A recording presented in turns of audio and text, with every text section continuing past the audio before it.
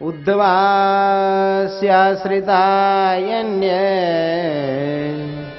નિષેધોસ્તત્ર તે ખિલાઃ મુકુંદાદ્યા પ્રાંજલયો નત્વાથો યુરિદં હરિમ. હે રાજન, વિશાળ સભામાં બેઠેલા ઉન્નત સિંહાસન ઉપર નારાયણ મુનિને ઊભા થઈ અને મુકુંદાનંદ બ્રહ્મચારી, મુક્તાનંદ આદિક સાધુ સર્વે હાથ જોડી અને સ્તુતિ પ્રાર્થના કરીને કહે છે કે હે સહજાનંદ સ્વામી, આપ જ હવે અમારા ગુરુ સ્થાને છો અને આપ જ સર્વગુણે સંપન્ન છો. તો આપને અમે વિનંતી કરીએ છીએ કે અમને બધાને ધર્મને માર્ગે વર્તાવો અને એના માટે ધર્મનો ઉપદેશ આપો.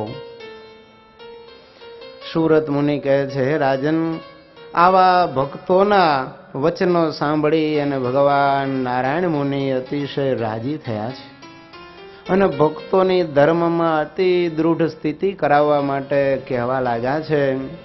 શ્રી નારાયણ મુનિ રૂવાચ મુકુંદ શૃણુ સદબુદ્ધે ભક્તા શૃણોત ચેતરે યુયમ મદાશ્રયઃ સ્થિતિ જાનામ્યત્ર ન સંશયઃ. હે મૂળજી બ્રહ્મચારી, તમે બધા મારા જ છો અને હું એ જાણું છું, એમાં જરા જેટલી શંકાને સ્થાન નથી. તો સાંભળો, નૃદેહમ પ્રાપ્યમ યત્કિંચિત કર્તવ્યમ સર્વથા જનૈઃ તદેવ ક્રિયતે ન્યૂનમ ભવદ્ભિઃ મુમુક્ષુભિઃ. હે બ્રહ્મચારી, માણસનો દેહ પ્રાપ્ત કરી અને જે કાંઈ કરવું જોઈએ એ બધું જ તમે બધા જ ગુરુના આશ્રિતો યથાર્થ રીતે કરો છો. ગુરુવર્ય રામાનંદ સ્વામીએ જેને જે અધિકારમાં રાખ્યા છે, જે કાર્ય સોંપ્યું છે ને, એ જ કાર્ય બધા પોતપોતાના સ્થાનમાં રહીને પ્રેમથી કરજો.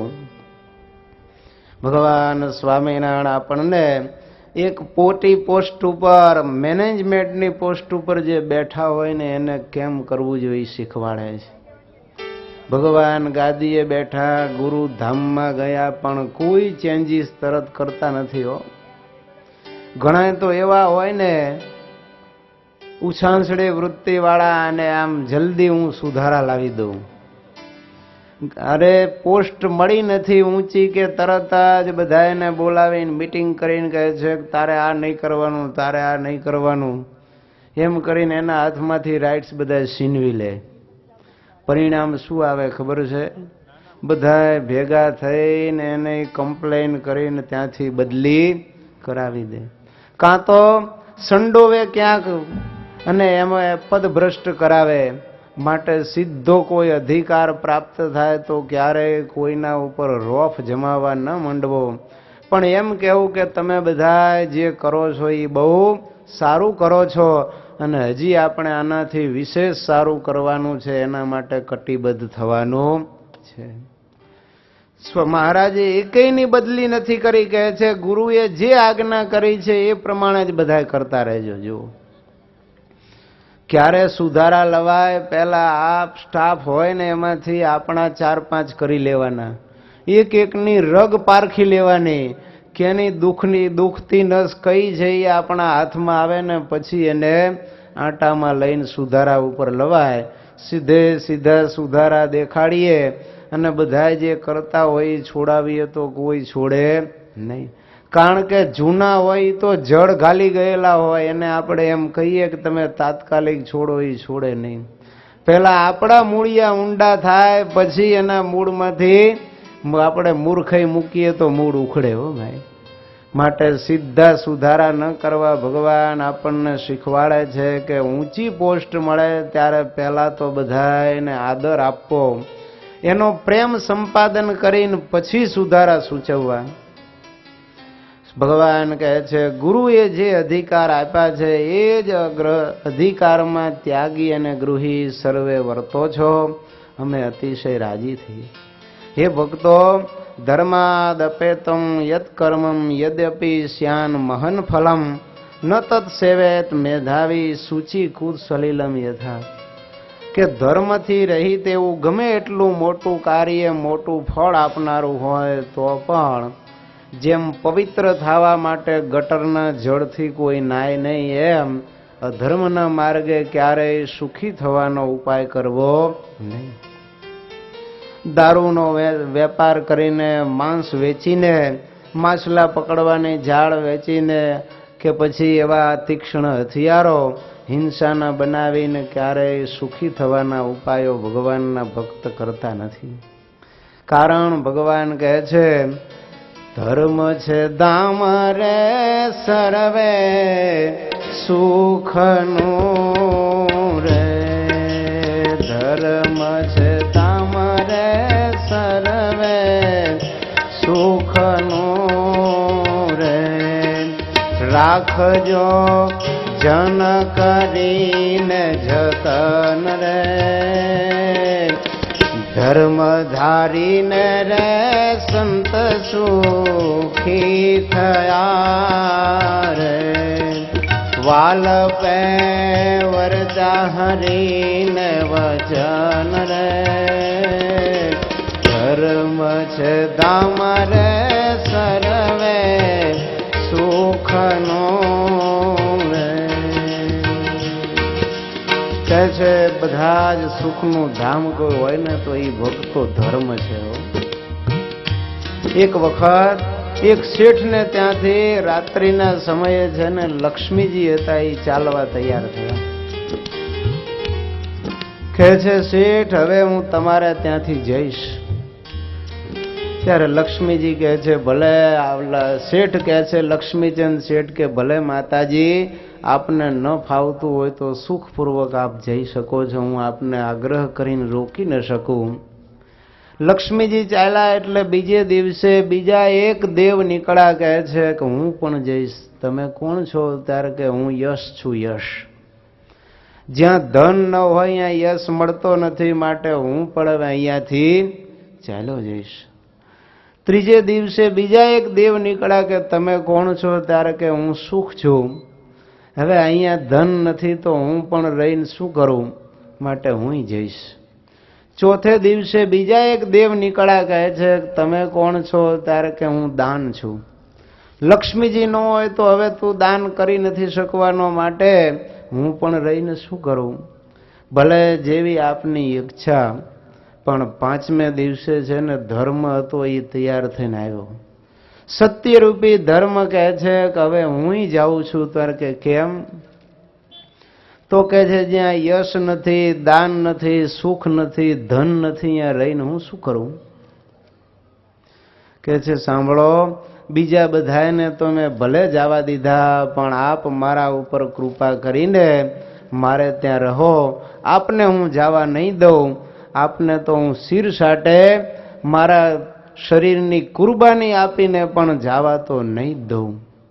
આપ જો જાશો તો મારું સર્વસ્વ નાશ પામશે, માટે કૃપા કરીને મારે ત્યાં તમે અખંડ નિવાસ કરીને રહો.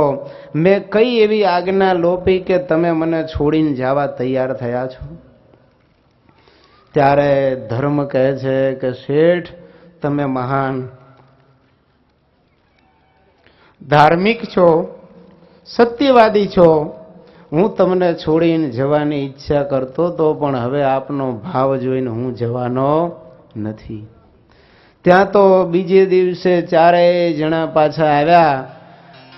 શેઠ લક્ષ્મીચંદ કહે છે કે હુ આર યુ? તમે કોણ છો? ત્યારે એક કે હું લક્ષ્મી, બીજા કે હું સુખ, ત્રીજો કે હું દાન, અને ચોથો કે હું યશ છું. કહે છે કેમ તમે પધાર્યા? ત્યારે કહે છે શેઠ, આપે જ્યારે ધર્મને ધારી રાખ્યો ત્યારે હવે આપને મૂકીને અમે ક્યાંય જવા માટે સમર્થ નથી. એટલે કહે છે કે જો ધર્મને લક્ષ્મીચંદે રાખ્યો તો લક્ષ્મી, યશ, સુખ અને દાન ગયેલા હતા એ પણ પાછા આવ્યા. કોઈને નોતરા નથી દેવા પડ્યા કે ફરી રિક્વેસ્ટ લેટર કે માફી પત્ર પણ લખવો પડ્યો નથી.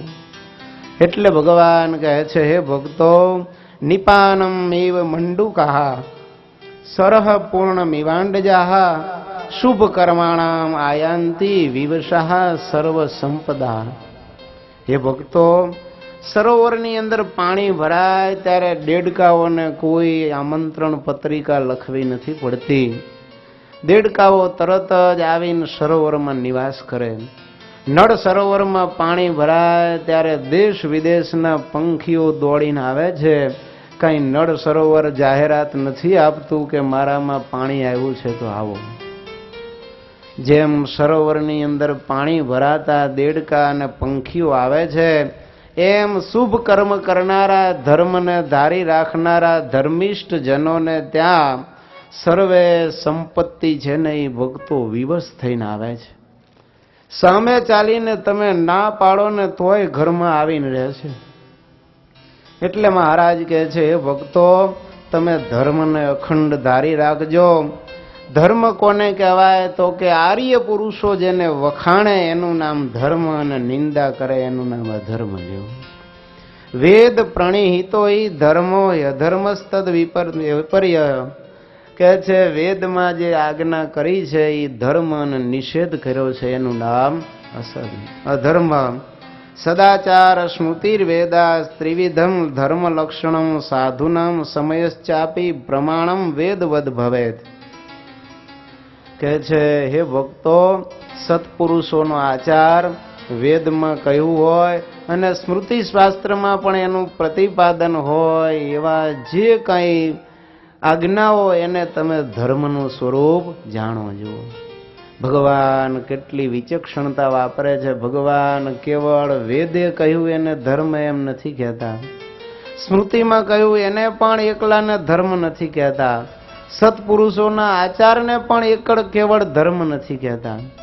કારણ વેદની અંદર તો એમ લખ્યું કે શત્રુ કામો શેન યાગેન યજેત. શત્રુને મારવો હોય તો બાજ પક્ષી હોમીને યજ્ઞ કરવો. નરમેધ યજ્ઞ, અશ્વમેધ યજ્ઞ, આવા કેટલા હિંસક યજ્ઞોનું પ્રતિપાદન વેદમાં છે. તો શું એને ધર્મ જાણશો? ભગવાન કે હરગી જ નહીં. વેદ તો કેવો છે, બાલાનું શાસનમ, બાળકોને ધીરે ધીરે ઉપદેશ આપી એને કેવી રીતે તો કે એક વસ્તુ હાથમાં આપીને બીજી લઈ લેવી. ધીરે ધીરે હિંસાના સંકોચ માટે વેદની અંદર હિંસાની અનુમતિ આપી છે, નહીં કે વેદમાં હિંસાનું તાત્પર્ય છે.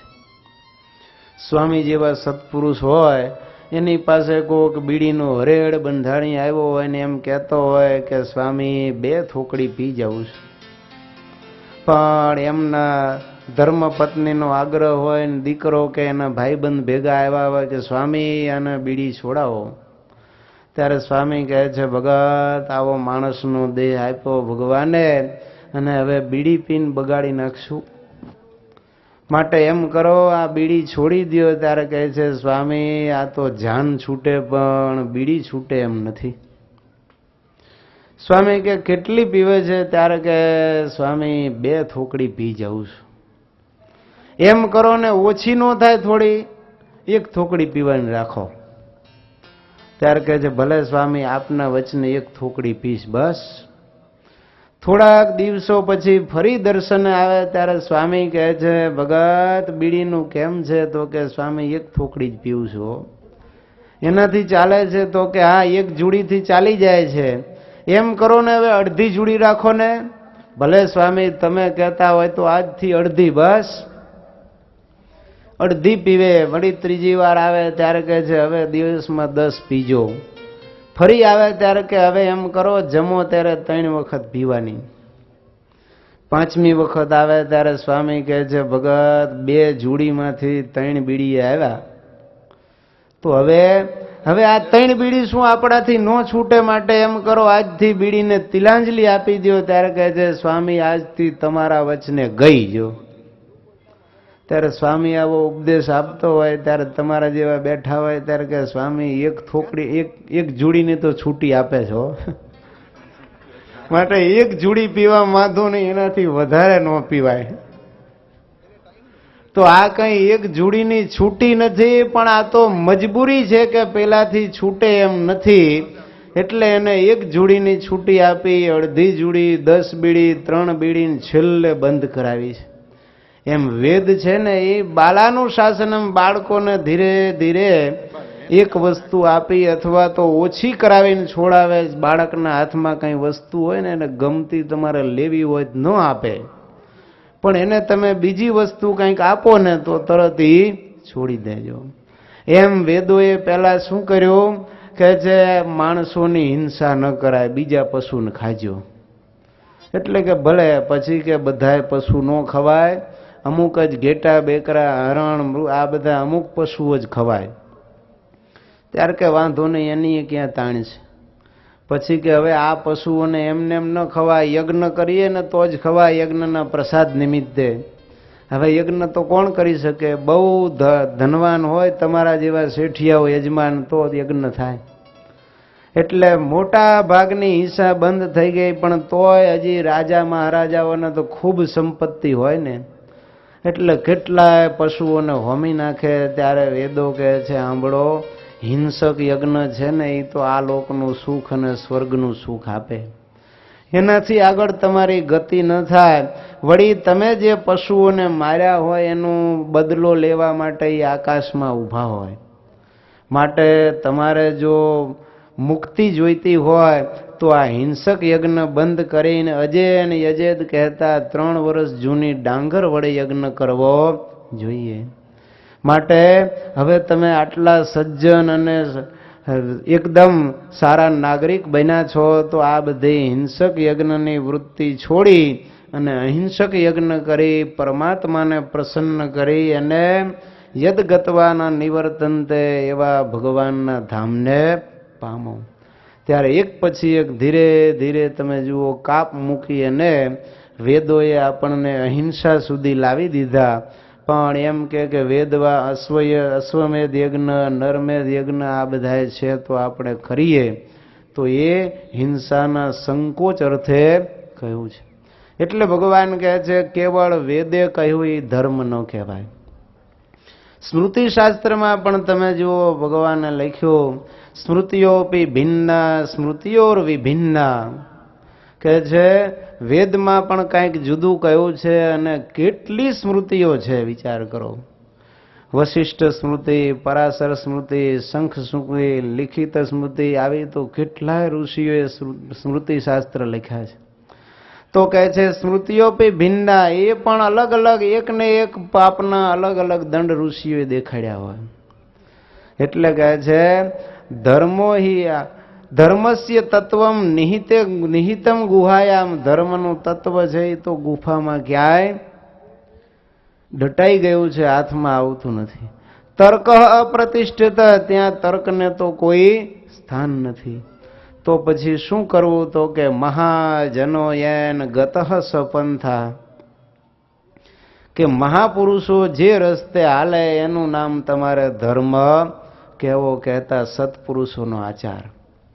તો શું સત્પુરુષોનો આચાર એ પણ ધર્મ જ હોય? યુધિષ્ઠિર ધર્મ રાજા કહેવાતા, પણ જુગાર રમ્યા ત્યારે 5 ભાઈનું રાજ્ય હારી ગયા. એ સમજ્યા પણ સતી પત્ની દ્રૌપદીજીને જુગારમાં કોઈ હારી જાય એને ધર્મિષ્ઠ કહેવાય? એ શું એનું ધર્મમય આચરણ છે? માટે કહે છે કે કેવળ સત્પુરુષોનો આચાર એ પણ ધર્મ ન કહેવાય. ત્રણેય ભેગા થાય કે બૈરાને જુગારમાં હરાય નહીં, એમ શાસ્ત્રો ના પાડે છે. જો એટલે ત્રણેયમાં જે મળતું આવે એનું નામ તમે ધર્મ જાણો. અને વળી એમ કહે છે કે આ ત્રણેય કદાચ એમાંથી આપણને રસ્તો ન મળે ત્યારે શું કરવું? ત્યારે કે પ્રગટ ભગવાનના એકાંતિક સંત હોય, સદગુરુ ધ્યાની સ્વામી જેવા, સાધુનામ સમયશ્ચાપી પ્રમાણમ વેદવત ભવેજો. પણ આ વાક્ય તો કોઈ યાદ રાખતા નથી હો. બીજા પ્રકરણનો તમે જુઓ, પ્રથમ અધ્યાયનો આ શ્લોક છે, લગભગ 16 નંબર હશે કદાચ. ભગવાન નારાયણ મુનિ કહે છે કે તમારું મન જ્યારે ધર્મ અને અધર્મ વચ્ચે ઝોલા ખાતું હોય ને, માર્ગ ન મળતો હોય, ત્યારે સ્વામી જેવા સત્પુરુષ પાસે જઈ અને હાથ જોડીને રોમાંચિત ગાત્રે ગદગદ કંઠે થઈને પ્રાર્થના કરીને એમ કહેજો કે આ બાબતમાં મતિ બે ભ્રમતી, મારી મતિ છે ને એ ભ્રમી જાય છે, મને કોઈ રસ્તો મળતો નથી, કાર્ય અકાર્યનો મને કોઈ વિવેક નથી, માટે કૃપા કરીને મને એ બતાવો કે આમાં મારે શું કરવું. ત્યારે એ સમય ઉપર સાધુનામ વાક્યમ પ્રમાણમ વેદવત ભવે, ત્યારે આવા સંતોનું વાક્ય છે અને વેદ તુલ્ય પ્રમાણરૂપ જાણી અને ભગવાન કહે છે એની આજ્ઞા પ્રમાણે વર્તવું એ પણ સાચો ધર્મ છે.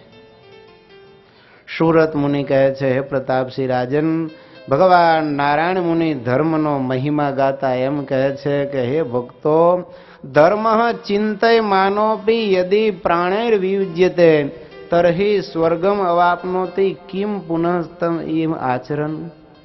કે છે ધર્મ એમ ખાલી સંભાળતો મરી જાય ને તોય એને સ્વર્ગ મળે, તો એ ધર્મનું આચરણ કરે એને ભગવાનનું ધામ ભક્તો ન મળે? અવશ્ય મળે. એટલે કહે છે કે જે કંઈ અર્થ પૃથ્વી ઉપર કહ્યા છે ને એ બધા જ પુરુષાર્થ કેવળ ધર્મ વડે જ સિદ્ધ થાય છે. ધર્મ વૈ શાશ્વતો લોકે ન હેયો ધન કાંક્ષયા. આ દુનિયાની અંદર ધર્મ છે એ જ શાશ્વત છે, માટે ધનની ઈચ્છા માટે પણ ક્યારેય ભક્તો તમે ધર્મનો લોપ કરતા નહીં. ભગવાન કહે છે કે પુરુષાર્થ અને સુખ માત્રનું ધામ કોઈ હોય તો ધર્મ છે. કોઈ સંપત્તિ ક્યારેય કોઈ વ્યક્તિને સુખી નહીં કરે. ધર્મમય આચરણ જેનું હશે ને એ નિરંતર સુખના સાગરને વિશે ભક્તો હિલોડા લેશે. માટે મહારાજ કહે છે ક્યારેય ભક્તોએ ધર્મને મૂકીને કોઈ કામ કરવું નહીં હો. સુધી વાત સહેલ છે, ધર્મ પાળવો દૃઢ મને, ધર્મ મૂકીને કામ કોઈ કરવું નહીં કોઈ દને. ધર્મે બોલવું ધર્મે ડોલવું, ધર્મે જોવું દૃષ્ટે કરી, સૂતા બેઠા જાગતા ધર્મ નેમ રહેવું ધરી. ધર્મે હાલવું ધર્મે ચાલવું, ધર્મે જોવું ને લેવું ને દેવું વળી, ધર્મે રહેવું ધર્મે કહેવું, ધર્મે લેવી વાત સાંભળી. નિષ્કુળાનંદ સ્વામી સાર સિદ્ધિની અંદર કહે છે કે આજે ભગવાન સ્વામિનારાયણના આશ્રિતો માટે તો સુધી વાત સહેલ છે, એકદમ સરળ વાત છે કે ધર્મ દ્રઢપણે પાળવો. કારણ એ વખતે તો ભક્તો તમે જુઓ વર્ણાશ્રમના ધર્મો પણ દ્રઢપણે પળાતા. દારૂ માંસ પણ રાજા મહારાજા સિવાય બીજા કોઈ બહુ ખાતા પીતા નહીં. વ્યસનો પણ અત્યારે જે જીવલેણ વ્યસનો છે એવા વ્યસનો એ વખતે હતા નહીં. ભાંગ, દારૂ અને સિગારેટ, બીડી જેવા વ્યસનો એ વખતે પ્રચલિત હતા. પણ બ્રાઉન સુગર, હેરોઇન, કોકેઇન આવા બધા જે જીવલેણ વ્યસનો છે એ વખતે હતા નહીં. એટલે સ્વામી કહે છે કે સુધી વાત સહેલ છે, કારણ કે એ વખતે બધા એનું આચરણ આમ તમે જુઓ તો ધર્મમય જ હતું. માતાઓ, બહેનો, દીકરીઓ છે એ પણ રજસ્વલાના ધર્મ દ્રઢપણે પાલન કરતા. શક્ય હોય ત્યાં સુધી કોઈ અનીતિ અને ધર્મના આચાર ઓછા કરતા, આચરણ ઓછું કરતા. એટલે કહે છે કે સુધી વાત સહેલ છે, ધર્મ પાળવો દ્રઢ મને. પણ આજે ભક્તો ઘણું અઘરું છે. જ્યાં જુઓ ત્યાં ગુણાતીતાનંદ સ્વામી કે વિષયના ઢોલ વાગે છે. અરે ઘરની બહાર બારીમાંથી દ્રષ્ટિ કરો તો પણ જ્યાં જુઓ ત્યાં પાપ ને પાપ જ દેખાતું હોય. ખડકીની બહાર પગ મૂકો ત્યાં પણ પાપની જ વાતો બધી થતી હોય. અને એ પરિસ્થિતિની અંદર તમે જુઓ હળાહળ કળિયુગની અંદર માતાઓ, બહેનો, દીકરીઓ ભાળ અશ્લીલ વેશ ધારણ કરીને ફરતા હોય, જ્યાં જુઓ ત્યાં વ્યસનોના પદાર્થો વેચાતા હોય, દારૂ માંસની છડે ચોક દુકાનો હોય અને વેપારી માત્ર ભ્રષ્ટાચારી થયા હોય, એવી પરિસ્થિતિની અંદર નોકરી કરનારા ઓફિસરો પણ લાંચ લીધા વગર કોઈ કામ ન કરતા હોય, લીગલ કામ પણ આપણે ઇલીગલ કામ કરીને કરાવવું પડે. કયો જગતના આશ્ચર્ય જુઓ તમે, સરકારી કામ આપણે લીગલી કરાવવું હોય તો પણ ઇલીગલ કામ કહેતા લાંચ આપીને લીગલ કામ કરાવવાનું. જ્યાં સુધી કાગળ ઉપર પેપર વેટ ન મૂકો ત્યાં સુધી કાગળ અહીંયાથી આગળ હલે નહીં. લ્યો તો આ પરિસ્થિતિની અંદર પણ ભગવાન કહે છે દ્રઢ મને કરીને તમે ધર્મ ધારજો. ધર્મ મૂકીને કોઈ કાર્ય મહારાજ કે કરતા નહીં હો. ધર્મે બોલવું, ધર્મે ડોલવું. જો સ્વામી કહે છે ધર્મે બોલવું કહેતા સત્યનું ભાષણ કરવું, ગાળ ક્યારેય ન બોલવી, અસત્ય ઉચ્ચારણ ન કરવું, પરોશ વાકળ ક્યારેય બોલવા નહીં, કઠોર વાણીનું ઉચ્ચારણ ન કરવું, બીજાને દુઃખ થાય એવું ન બોલવું, નિંદા ચાળી ચુગલી કૂથલી આ બધું કરવું નહીં. તો ધર્મે બોલ્યા કહેવાય. ધર્મે ડોલવો, આજે બધાય ડોલે તો છે પણ ધર્મે ડોલતા નથી હો. નાચવા વાળી નાચતી હોય ત્યારે બધાય માંડે ડોલવા, તમે જુઓ તો એ ધર્મે ડોલ્યા ન કહેવાય. તમે જુઓ ઝીણાભાઈ દરબાર જુનાગઢના નવાબના દીવાન હતા હો. એક વખત મોટો તાઇફો ગોઠવેલો, ઝીણાભાઈને પણ ઇન્વિટેશન આવ્યું, પણ મહેફિલમાં જઈને બેઠા, આંખો બંધ કરીને બેહી ગયા. દારૂના શીશા ઉડે અને નાચનારી એવી રૂપના અંબાર, નાચવાવાળી આછકલા વસ્ત્ર પહેરીને ડાન્સ કરવા માંડી. ત્યારે ઝીણાભાઈ તો બેઠા બેઠા ધ્યાન કરતા હતા. બીજા બધા દરબારીઓ ડોલતા જાય, દારૂ પીતા જાય અને નાચતા જાય, પણ ઝીણાભાઈએ તો નાચ પૂરો થયો અને સભા પૂરી થવાની તૈયારી થઈ ત્યાં સુધી આંખો બંધ રાખીને છેલ્લે આંખ ખોલી હો. નવાબ તો થોડી વારે ઝીણાભાઈ સામું જુએ કે આ ઝીણાભાઈ શું કરે છે. છેલ્લે રહેવાનું નહીં ત્યારે ઝીણાભાઈને પૂછ્યું, ઝીણાભાઈ આટલો સરસ ડાન્સ હતો અને આવી રૂપાળી આ નાચનારીઓને તમે એના હામુય ન જોયું? તમને આની મસ્તી ન ચડી? તમે ડોલ્યા નહીં? ત્યારે કહે છે અમારા ભગવાનની ના છે કે પારકી નારીને નિરખીને ક્યારેય જોવું નહીં, આ ધર્મે જોયું. જુઓ ક્યારેય અમે પારકી નારીના રૂપ જોતા નથી અને આવા ડાન્સ ચાલતા હોય તો એમાં અમે ડોલતા નથી. અમે તો ભગવાનના સંતો ભક્તો કથા કીર્તન ગાય કે ધૂનની રમઝટ બોલાવે ત્યારે નાચીએ ને ડોલીએ. જો તો એને ધર્મે ડોલ્યા કહેવાય. પણ ક્યાંક હોલની અંદર નાટક ચાલતા હોય ને ત્યાં પાત્રો આવીને એવે બીભત્સ ડાન્સ કે નૃત્ય કરતા હોય, અથવા તો ક્યાંક કોકના લગ્ન હોય ને એમાં પણ ન છાજે એવી બધી પ્રવૃત્તિઓ ચાલતી હોય. ઘણા તો તમે જુઓ હવે મોટા હોલની અંદર ડાન્સ પાર્ટીઓ રાખે અને ગમે એની સાથે ગમે ભાઈઓ બહેનો નાચતા હોય, ડોલતા હોય. આ ભક્તો ધર્મે ડોલ્યા કહેવાય. માટે સત્સંગીઓએ કદાચ રાસ ગરબા રાખે તો પણ ભગવાનના કીર્તનો ગવડાવવા અને મર્યાદામાં રહીને રાસ ગરબા લેવા, પણ ગમે એની સાથે નાચે એ ધર્મે ડોલ્યા કહેવાય નહીં. વળી કહે છે કે ધર્મ કેવું તો કે ધર્મે જોવું દ્રષ્ટે કરી. ઝીણાભાઈની જેમ આંખ ઊંચી કરીને જોયું નહીં, એમ ભગવાનના ભક્તોએ ધર્મે ક્યારેય જોવું નહીં. જો અર્જુનભાઈ હતા ઉપલેટાના, એમની દીકરી 14-15 વર્ષની થઈ, સગપણ કરવાનું હતું. ત્યારે સામા પક્ષવાળા જોવા માટે આવ્યા. દીકરી આમ તો રૂપ ગુણે સુંદર હતી એટલે દૂધ આપીને ઘરમાં ગઈ. ત્યારે કહે છે નાકે નૈણે તો દીકરી સુંદર છે, પણ તમારી દીકરીના ગાલે લાખું છે. ત્યારે અર્જુન ભગત કહે છે હશે, મને ખબર નથી. સામેવાળા કહે છે કે અર્જુન ભગત તમે સ્વામિનારાયણ થઈને આવું કેમ બોલો છો? ત્યારે કહે છે ભાઈઓ હું સાચું કહું છું, મારી દીકરીના ગાલે લાખું છે એ મને ખબર નથી.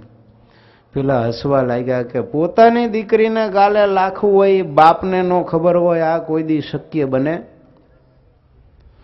કહે છે તમે સ્વામિનારાયણ આવા ખોટા હશો એવું તો અમે સ્વપ્ને વિચાર્યું નહોતું. તમને શરમ નથી આવતી? સત્સંગી થઈને આવું ખોટું બોલો છો? ત્યારે અર્જણભાઈ કહે છે સાંભળો, જો મારી દીકરીને લાખું છે એ મને ખબર હોય ને હું ખોટું બોલતો હોય તો સ્વામિનારાયણ ભગવાન મારું કલ્યાણ ન કરે. લ્યો, કહે છે મારી દીકરીને કોઈ દી મેં ધારીને જોઈ નથી. વિચાર કરો, એની દીકરીના ગાલે લાખું હતું એ બાપને ખબર નથી તો એની દૃષ્ટિ કેટલી નિયમમાં હશે? એ બીજાની દીકરીઓ કે વહુવારો સામે તો કેમ ભૂલથી જોવે? કહો, જો અધર્મે અજામિલે જોયું એક વેશ્યાને પાપી પુરુષ સાથે વ્યભિચાર કરતો જોયો તો બુદ્ધિ બગડી અને સતી નારી અને પિતા પુત્ર પરિવારનો ત્યાગ કરીને વેશ્યા સાથે ઘરવાસ કર્યો. જો માટે ભગવાન કહે છે ધર્મે જોવું દ્રષ્ટે કરી, સૂતા બેઠા જાગતા ધર્મને એમ રહેવું ધર્યું. સૂતા હોય ત્યારે પણ ધર્મ ધારવો, બેઠા હોય તો પણ ધર્મ, અને જાગતા હોય તો પણ ધર્મને મૂકવો નહીં. સત્સંગીઓ હોય જાગ્રત અવસ્થામાં તો કદાચ ધર્મને ન લોપે, પણ સ્વપ્ન અવસ્થા આવે ને ત્યારે સ્વપ્નમાં કોઈ રૂપાળી નારી દેખાય, ધનનો ઢગલો દેખાય, અને એ વખતે જો આપણી બુદ્ધિ એમાં આસક્ત થાય, લેવાનું મન થાય ને તો આપણે સૂતા ધર્મ ધાર્યો કહેવાય નહીં.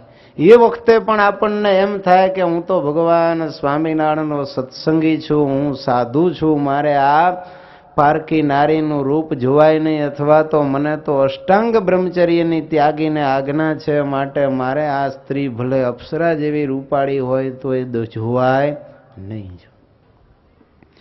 બેઠક ઉઠક પણ ધર્મમય રાખવી.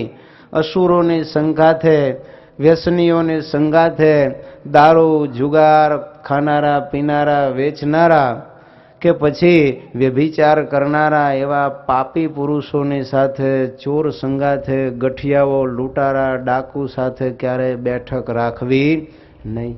એ ધર્મે બેઠા ન કહેવાય. એટલે કહે છે કે સૂતા બેઠા જાગતા ધર્મને એમ રહેવું ધરીજો.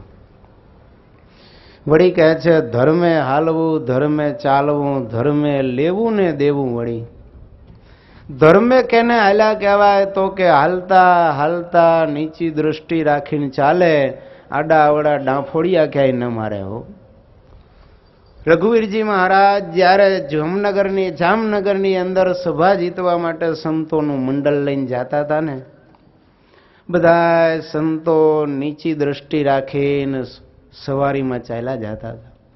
ત્યારે જામનગરની બાઈઓ બધી દર્શન કરવા રાજમાર્ગ ઉપર ઊભી હશે ને, આ સંતોની નીચી દ્રષ્ટિ જોઈને બોલી કે આવા સાધુ છે એ તો ભગવાનના સાધુ છે.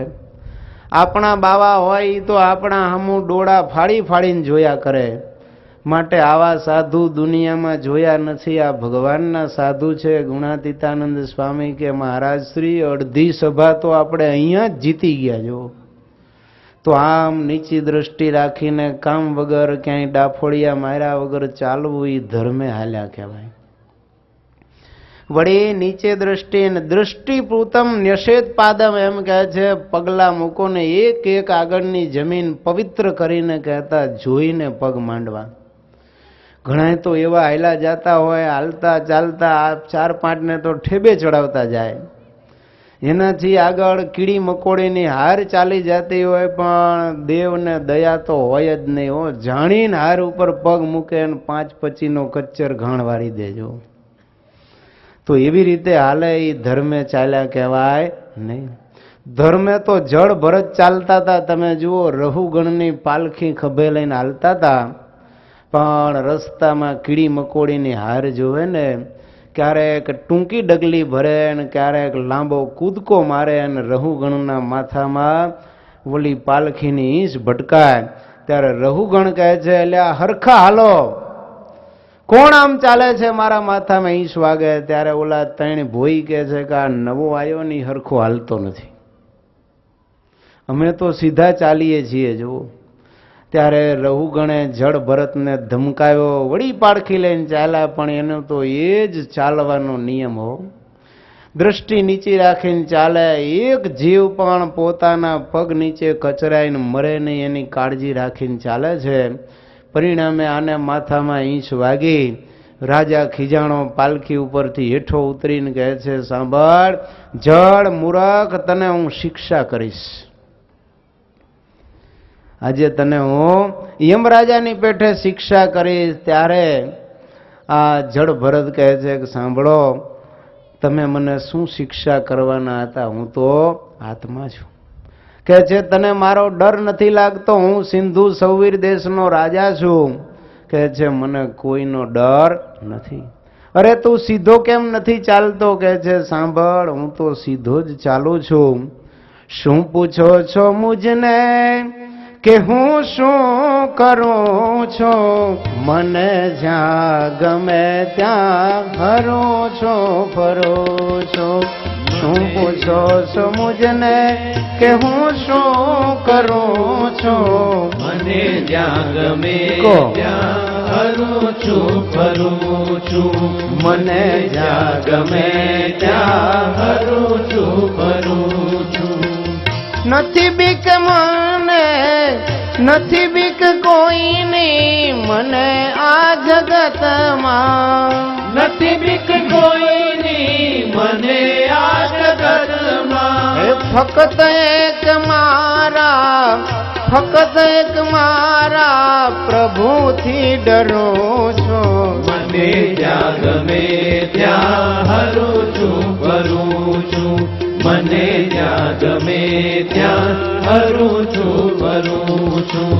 ન જાઉં ન જાઉં કુમાર ગે કદાપી, ન જાઉં ન જાઉં કુમાર કે કદાપી. વિચારી વિચારીને, વિચારી વિચારીને પગલા ભરું છું. મને જ્યાં ગમે ત્યાં હરું છું, ફરું છું. મને જ્યાં ગમે ત્યાં હરું છું, ફરું છું. હે ચડી છે ખુમારી મેં તો પીધી પ્રેમ સુરા. ચડી છે કુમારી મેં તો પીધી પ્રેમ સુરા. હે જગતમાં હું તો પ્રેમી, જગતમાં હું તો પ્રેમી થઈને વિચરું છું. મને જ્યાં ગમે ત્યાં હરું છું, ફરું છું. શું પૂછો છો મુજને કે હું શું કરું છું? મને જ્યાં ગમે ત્યાં હરું છું, ફરું છું. મને જ્યાં ગમે ત્યાં હરું છું, ફરું. આવા જળભરત જેને આજે પ્રભુની મસ્તી ચડી ગઈ છે, કે છે સાંભળ રહુગણ, તારા જેવા રાજાથી હું નથી બીતો. તું મને એમ કહે છે ને કે હું સિંધુ સૌવીર દેશનો રાજા છું. સાંભળ, મેં વિચારીને પગલા ન ભર્યા ને એક અયોગ્ય પગલું ભરી લીધું, તો આજે મને આ ફરીવાર જન્મ લેવો પડ્યો છે. તું તો ખાલી આ ખોબા જેવડા દેશનો રાજા છું. તે ભરતનું નામ સાંભળ્યું છે? આખા ભારત વર્ષનો સમ્રાટ, જેના નામ ઉપરથી આ ખંડનું નામ ભરતખંડ પડ્યું છે, એ સ્વયં હું પોતે છું. કેવળ એક જ ડગલું મેં અવિચારે ભર્યું, ભગવાનને મૂકીને મૃગલીના બચ્ચામાં સ્નેહ કર્યો, તો આ ફરી મારે આવવાનું થયું છે. માટે હે રાજા, હું તો વિચારી વિચારીને ડગલા ભરું છું, વિચાર્યા વગર કોઈ કામ કરતો નથી. જો પ્રભુની મસ્તીમાં હું ગાંડો થયો છું. માટે તું મને શું શિક્ષા કરવાનો? હું તો આત્મા છું. શિક્ષા જળ બધીર ગાંડા અથવા તો આત્મા રૂપે વર્તનારાને કરવી વ્યર્થ છે. જો તો આમ બ્રહ્મ રૂપે વર્તતા હતા છતાં પણ જમીન ઉપર ચાલતા ને ત્યારે પગલા નીચે એકેય જીવ કચરાઈને મરી ન જાય એની પણ આટલી કાળજી રાખતા. જો તો એને કહેવાય ભક્તો ધર્મે ચાલ્યા. ધર્મે હાલવું, ધર્મે ચાલવું. તમે જુઓ, ચાલતા હોય ને ત્યારે ભક્તો આપણે પહેલાના જમાનામાં તમે જુઓ, બાઈઓ ભાઈઓ ભેગા ન ચાલતા હો. પુરુષ હોય આગળ ચાલે અને એના પત્ની હોય ને એ થોડાક પાછળ ચાલે, ભેગા એક સાથે ચાલતા હોય નહીં. તો એવી રીતે ચાલવું ત્યારે ધર્મે હાલવું ને ચાલવું બેય સ્વામીએ લખ્યું છે. જુઓ તો આપણી બધી જ ચાલ ચલગત છે એ સ્વામી કહે છે ધર્મમય હોવી જોઈએ. અધર્મના માર્ગે ભૂલથી પણ પગ મૂકવો નહીં. ધર્મે લેવું ને દેવું વળી. અધર્મના માર્ગે કોઈ સંપત્તિ આપવા આવે તો પણ આપણે લેવી નહીં. લાંચના સ્વરૂપમાં પૈસા મળતા હોય તો લીગલ અથવા તો ઇલીગલ કામ કરીને પણ લાંચ તો ક્યારેય લેવી નહીં હો. પણ આજે એના સ્વરૂપ પાછા બદલાઈ જાય, કે છે સાહેબ તમને હું ગિફ્ટ આપી દઈશ, કામ કરી દેજો. તો પણ ઇલીગલ કામ કરે અને પછી પેલો આપણે ત્યાં ટીવી કે ફ્રીજ મૂકી જાય, કે છે આ તો ક્લાયન્ટે રાજી થઈને આપ્યું છે. રાજી નહીં, એને તો આ લાંચ રૂપે જ આપ્યું છે, ફરી વારે તમારી પાસે આવા કાગળિયામાં સહી કરાવવા માટે હો. માટે એ ગિફ્ટના રૂપે લેવું. ઘણાય સ્વામી કે કારસો કરીને લઈ લે. ઇન્કમ ટેક્સના સાહેબ હોય ને તમારી ઘરે આવ્યા આવે પછી 36 ઇંચનું મોટું એલઈડીનું ટીવી હોય ને, જુએ પછી કહે છે કે આ ટીવી તો મારા બાબાને બહુ ગમે છે હો. એમના મિસિસ હોય ને, હું કેદાડાની કહું છું સાહેબને લઈ આવો પણ લાવતા જ નથી. શેઠ તરત કહે છે કે બેન ચિંતા ન કરો, કાલ તમારે ત્યાં ટીવી આવી જશે. જુઓ માગે નહીં, એમ કે મારા બાબાને આવું બહુ ગમે છે. ઇન્કમ ટેક્સના સાહેબ હોય તો મોકલાવવું જ પડે.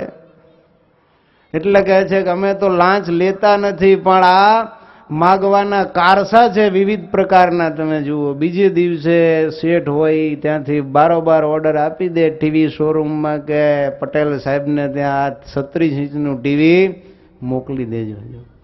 તો આ પણ લાંચનું જ એક સુધારેલું સ્વરૂપ છે એમ માનીને એવી રીતે પણ કોઈ પાસેથી લેવું નહીં. એ અધર્મે લીધું કહેવાય.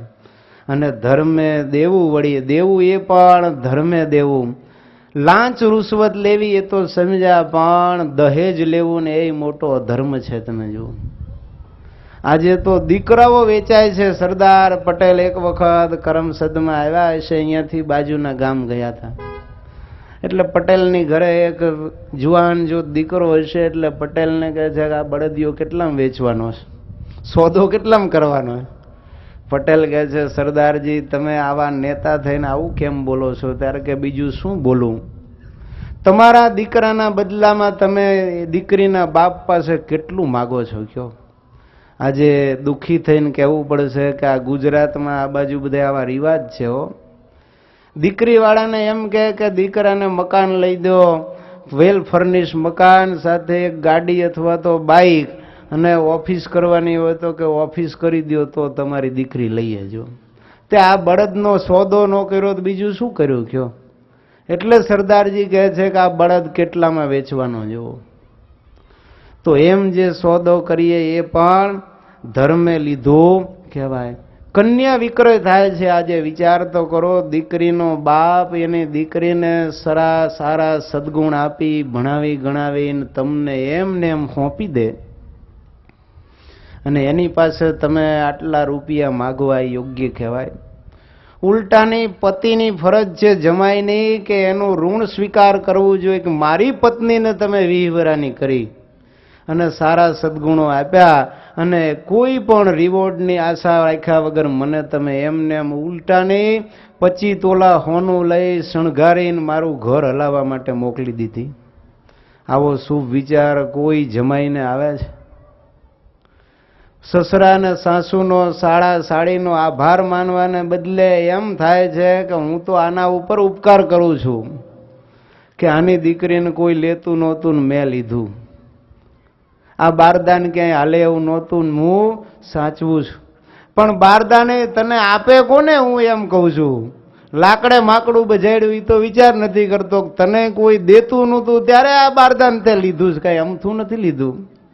અથવા તો 3 લગ્ન કર્યા અને આ ચોથી વખતે 45 વર્ષે આપે કોણ? એ વખતે આ આપ્યું એનો ઉપકાર નહીં માનવાનો?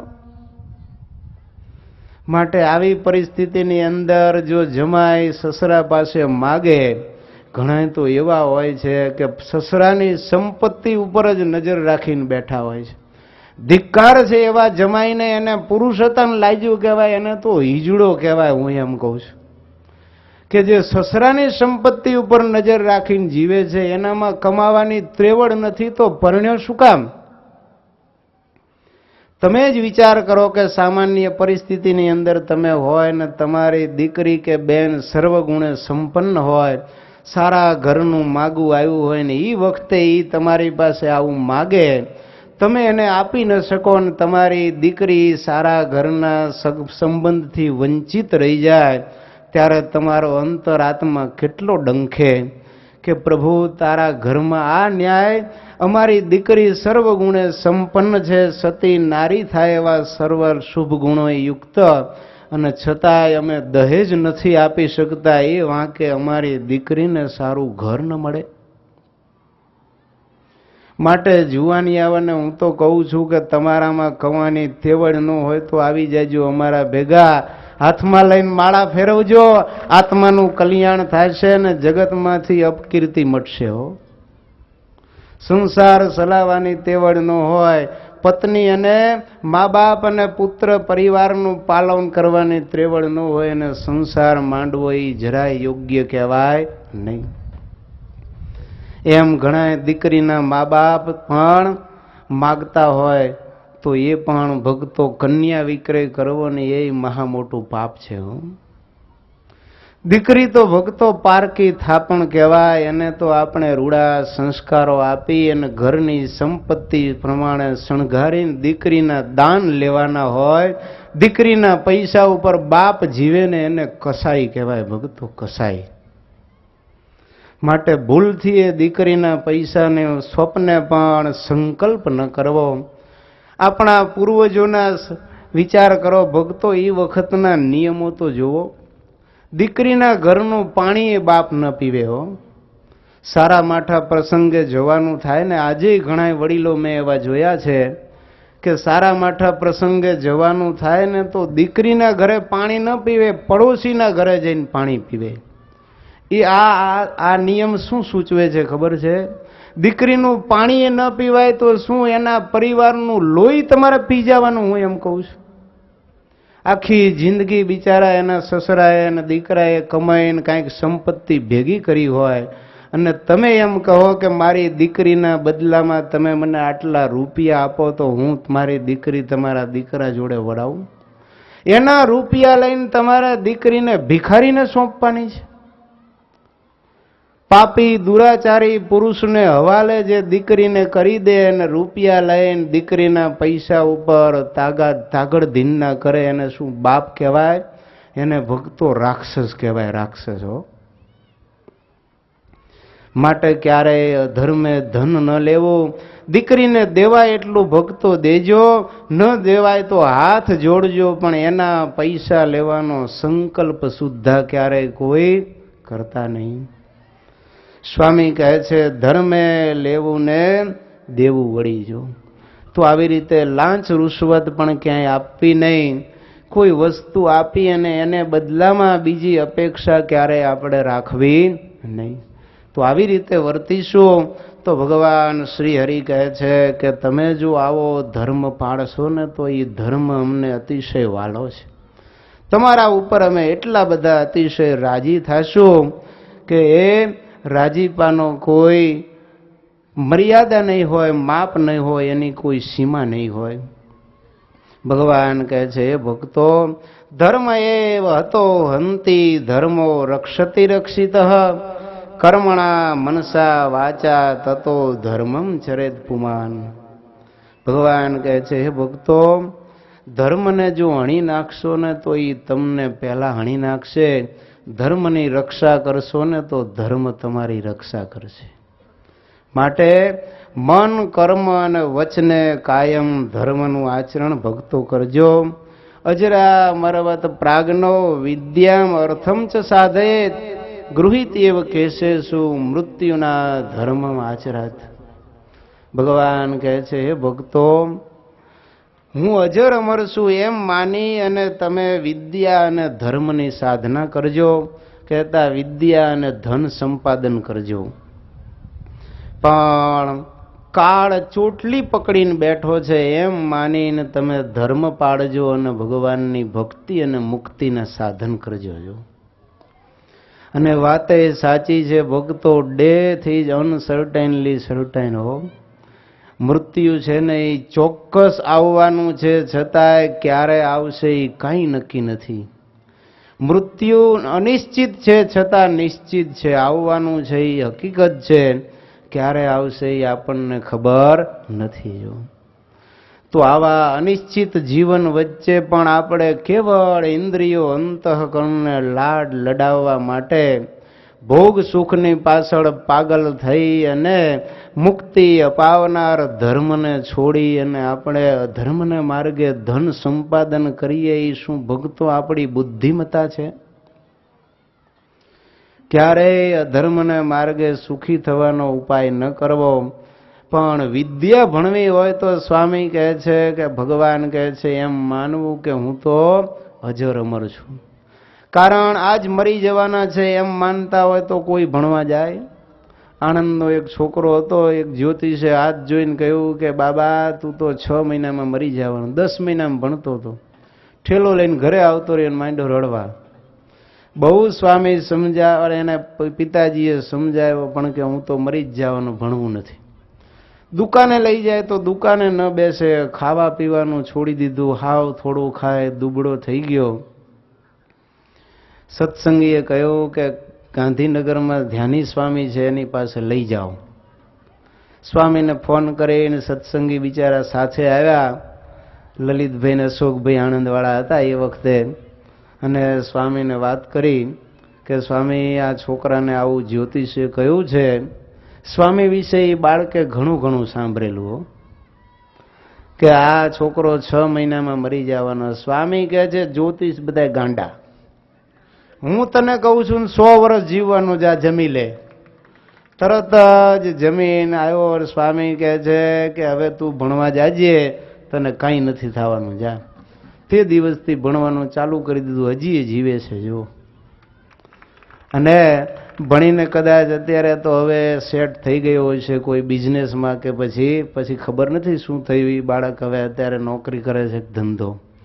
પણ કહેવાનો મતલબ એમ થાય કે હું અત્યારે જ મરી જવાનો છું. કોક આવીને એમ કે આજ તમે ઉકલી જવાના છો, પછી ઓફિસમાં બેઠા હોય, ડીલિંગ કરતા હોય કરોડોનું, તો ધંધો પતાવે કે હાલતો થઈ જાય તરત. ગમે એવો મહત્વનો ફોન ચાલતો હોય પણ સ્વામી એમ કહી દે કાલ તમારું મોત છે, તો પછી આપણે એ ધંધાનું ડીલિંગ ન કરીએ હોય. એટલે ભગવાન કહે છે કે ભક્તો રૂપિયા કમાવા હોય ત્યારે તમે એમ માનજો કે હું અજર અમર છું, અને તો જ રૂપિયા કમાય માણસ. પણ ધર્મ પાળવો હોય ત્યારે એમ નહીં કહેવાનું કે આજ કા કલ ઓર કલ કા પરસો ક્યોંકि જીના હે બરસો. ત્યારે પછી આપણે એમ કહીએ કે હજી હું ધર્મ માંડ્યા છો, હજી તો જુવાની આવી છે, અત્યારે થોડાક જલસા કરવા દો, પછી પાછલી જિંદગીમાં ભજન કરવું જ છે ને. એક સ્વામી જેવા સાચા સંત છે, એમના એક શિષ્યના દીકરાના લગ્ન થયા. હવે પરોક્ષમાં તો આશીર્વાદ આપવા જાય, એટલે રિસેપ્શન પાર્ટીમાં આશીર્વાદ આપવા માટે એ સંત પધાર્યા. એ વખતે દીકરા અને વહુને બેયને રૂડા આશીર્વાદ આપ્યા. અને પછી એમ કહે છે બેટા હવે તમે દ્વિભુજમાંથી ચતુર્ભુજ થયા, માટે હવે ભગવાનની ભજન ભક્તિ વિશેષ કરો. સવારમાં પૂજાપાઠ નથી કરતા તો રોજ હવે પૂજાપાઠ કરજો, નિયમ બધા પાળજો, અને રોજ જે સત્સંગમાં મંદિરે આવવાનું નિયમ રાખજો. ત્યારે પેલો સજ્જનનો દીકરો કહે છે ગુરુ મહારાજ હજી તો પૈણો શું, રિસેપ્શન હાલે છે, હજી તો ઘણું જીવવાનું છે, અત્યારે મને જલસા કરવા દો, આ બધી વાતો કરવાની ન હોય. ગુરુ તો બિચારા બેસી ગયા ખુરશી તાણીને. ત્યાં વીમા એજન્ટ આવ્યો. અને આ બધા એજન્ટો તો એવા હોય ને ભાઈ, બોલવામાં એટલા જ ઉસ્તાદ હોય કે ખરા એજન્ટ એને કહેવાય ટાલિયાને પણ કાંસકો ભટકાડી દે. એટલો કાંસકાનો મહિમા સમજાવે કે એમ કે તમે આ કાંસકો ફેરવશો તો વાળ ઉગશે, પણ આપીને જાય લ્યો. ઓલો ન લેવો હોય તો લઈ લે. એ આવીને કહે છે કે કોંગ્રેચ્યુલેશન, બહુ સરસ, લ્યો તમારા લગ્ન થયા. હું તો ઘણા વર્ષોથી ભગવાનને પ્રાર્થના કરતો હતો, આ જુગલ જોડી લક્ષ્મીનારાયણને જોઈને ખૂબ રાજી થયો. પણ એમ કરો, હવે તમે પરિણ્યા એટલે હોમ મિનિસ્ટરની પણ રિસ્પોન્સિબિલિટી તમારા ઉપર આવે, એટલે તમે હવે વીમો 5 લાખનો ઉતરાવી લ્યો. એટલે પેલા તરત કહે છે, પપ્પા આ જરાક આવ્યા છે તો એમને વીમો ઉતરાવી લેજો. ત્યારે ગુરુ ઊભા થઈને કહે છે કે બેટા, વીમો ઉતરાવવાની શું જરૂર છે?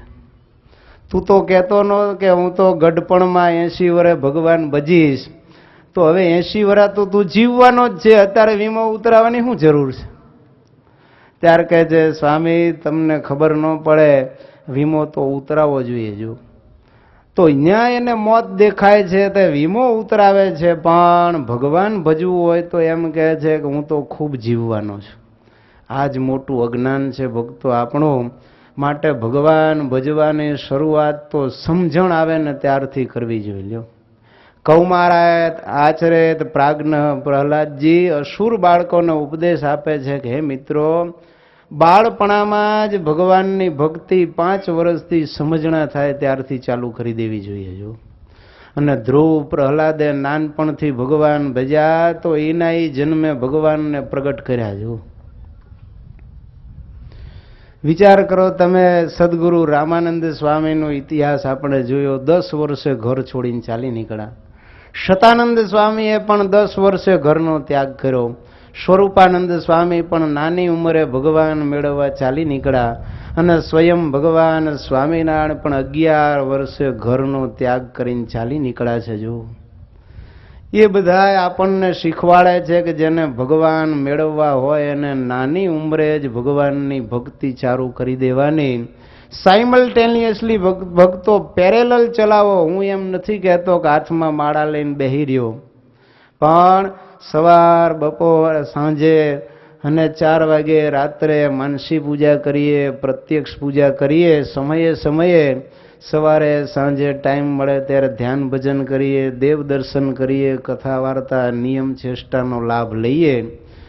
અને સાથે સાથે નોકરી ધંધા કરીએ તો આપણું જીવન ભક્તો ધન્ય બની જશે. માટે જો આવી રીતે પરણીને ચતુર્ભુજ થાશો પણ ભક્તિ નહીં કરો ને તો ચતુષ્પાદ થઈ જશો. શું થઈ જશો? ચતુર્ભુજ હોય તો નારાયણ કહેવાય, પણ 4 પગ થાય તો એને બળદિયો કહેવાય. બળદિયો શું? પછી બળદ શું કામ? તો કે આખા જિંદગી ભર સંસારની ધૂસરી કાંધે નાખીને હાલવાનું કે નહીં, બળદ નો કહેવાય. એને લાંબો વિચાર નથી હોતો. તમે જુઓ, જેમ માલિક હકાવે એમ હાંક્યા જાય છે, એમ આ બળદના જીવના માલિક કોણ છે? વિષયો. જે બાજુ એને દોડાવે એ બાજુ દોયટું દે. પત્ની જેમ પ્રેરણા કરે એમ કામ કર્યા કરે. ઘણી વાર તો બિચારા ધણી સત્સંગી સારા હોય પણ ઘરવાળા છે ને એ બગાડે. હો, શું કે ખબર છે? નોકરી કરતા હોય ને બાજુવાળામાં પટ્ટાવાળો રહેતો હોય, કારણ કે સરકારી ક્વાર્ટર હોય ને, ઈ બાઇક લઈ આવે સારું, એટલે પછી કહે છે તમે તો આવા નવા રહ્યા. આમ જો આ પટ્ટાવાળો છે એ બાઇક લઈ આવ્યો ને તમે હજી ઠીઠું લ્યુના લઈને રખડો છો. કાંઈક સમજો. હવે કોક આપતા હોય તો શું કામ ના પાડો છો? હું એમ ક્યાં કહું છું લાંચ લ્યો, પણ કોક દે એ તો લેતા જાઓ. કાગળ ઉપર પેપર વેટ મૂકે એ ખિસ્સામાં નાખી દેવાય, એમાં ના નહીં. ભગવાને શિક્ષાપત્રીમાં શું લખ્યું છે? વ્યવહાર કાર્યને વિશે કોઈની લાંચ ન લેવી એમ લખ્યું છે, પણ કોક પ્રેમથી આપે તો આપણે લેવામાં શું વાંધો છે? આમ નામ નહીતર આપણે ભિખારીના ભિખારી રહીશું ને આ બંગલા બાંધી લેશે. વળી ઓલો પાછો ગાડી લાવે એટલે પાછા અને ફરી વાર ચડાવે ને બિચારો ન લેતો હોય તો ધરાહારથી લાંચ લેતો કરી દેજો. તો એમ અધર્મને માર્ગે પછી આ બળદને બિચારાને જેમ હલાવે એમ હાલવું પડે. એનાથી આગળ હજી પાછો પછી ષટપદ થાય. 6 પગ થાય. એક બાબો થાય ને એટલે બાબો, બેબી. 6 પગ કોને હોય ખબર છે? માખીને. કોને હોય? માખીને. માખી તમે જુઓ પછી વિષ્ટા ઉપરે બેસે અને મીઠાઈ ઉપરે બેસે. લ્યો, પછી તો બાળક થાય એટલે હારા માઠા ધંધા કરીને ગમે એમ કરીને રૂપિયા પેદા કરો, બસ એક જ લક્ષ્ય હોય. અને વળી પાછો એનાથી વધારે બીજું એક બાળક થાય એટલે 8 પગ થાય, 8 પગ થાય એટલે કરોડિયો થઈ જાય. પછી શું થાય? કરોડિયો. અને કરોડિયો શું કરે? શિકારને ફસાવવા માટે જાળા ગૂંથે, અને જે કોઈ એના જાળામાં આવ્યો એ ગયો ભાઈ. ગમે એવા કાળા ધોળા કામ કરીને વર મરો કન્યા મરો પણ ગોરનું તરભાણું ભરો. આ ન્યાયે ગમે એમ કરીને લોકોને લૂંટીને વેપાર ધંધા નોકરીમાં ગળા કરીને પણ રૂપિયા ભેગા કરીને ઘર સંસાર ચલાવે. માટે ભક્તો માણસ મટીને કરોડિયો ન થતા, માખી ન થતા, બળદ ન થતા, પણ એકાંતિક ભક્ત બનજો. ભલે પરણો એને ના નથી, પણ લક્ષ્મી ને નારાયણ જોડી બની અને ભગવાનની ભક્તિ કરીને મુક્તિ મેળવાય એવા સાધનો આપણે જો ધર્મ ધારીને વર્તીએ તો થાય. માટે લક્ષ્મી નારાયણ એવા આશીર્વાદ આપે તો લક્ષ્મીને નારાયણ બનીએ. શિવ પાર્વતી જેવા રૂડા આશીર્વાદ બ્રાહ્મણો આપે તો એના જેવી આપણે પણ જીવનમાં આચરણ કરી અને એવી ભક્તિ કરીને ભગવાનને પ્રસન્ન કરી લઈએ તો એ ગૃહસ્થાશ્રમ કહેતા દાંપત્ય જીવન આપણું મુક્તિનું સાધન બની જાય. સુરત મુનિ કહે છે, હે પ્રતાપસિંહ રાજન, ભગવાન શ્રી હરિએ અદ્ભુત ધર્મનો ઉપદેશ આપ્યો છે. કહે છે, હે ભક્તો, શ્રદ્ધા વગરનો માણસ છે ને એ ક્યારેય ધર્મને ધારણ કરી શકતો નથી. શ્રદ્ધા વગરના દેવતાઓ તમે જુઓ, કાયા ક્લેશેર બહુભીર, બહુ કાયા ક્લેશ વડે પણ કોઈ ધર્મનું યથાર્થ આચરણ કરી શકતા નથી. અને નિષ્કિંચન એવા સંતો અને બ્રાહ્મણો પણ શ્રદ્ધાવાન હતા તો એ ભગવાનની ભક્તિ કરીને મોક્ષને પામી ગયા છે. શ્રદ્ધા માતેવ સર્વેશામ, હે ભક્તો, આ શ્રદ્ધા છે એ તો બધાયની માં છે. જ્ઞાન વૈરાગ્ય એવો પ્રસુ, જ્ઞાન અને વૈરાગ્યની જનેતા છે. માટે શ્રદ્ધા વડે જ ધર્મની સાધના થાય છે, એના સિવાય બીજા કોઈ ધર્મને સાધવાના ઉપાયો નથી. માટે શ્રદ્ધાવાન લભતે જ્ઞાનમ તત્પરઃ સંયતેન્દ્રિય જ્ઞાનમ લબ્ધ્વા પરામ શાંતિમ અચિરેણાદ અધિગચ્છતિ. હે ભક્તો, શ્રદ્ધાવાનને જ્ઞાન પ્રાપ્ત થાય છે, ઇન્દ્રિયો ઉપર સંયમ કેળવી જ્ઞાન મેળવી અને પરમ શાંતિ કહેતા ભગવાનના ધામને જીવ પામે છે. એ ધર્મની સાધનાના ભક્તો 5 મૂળ છે, 7 સાધનો છે.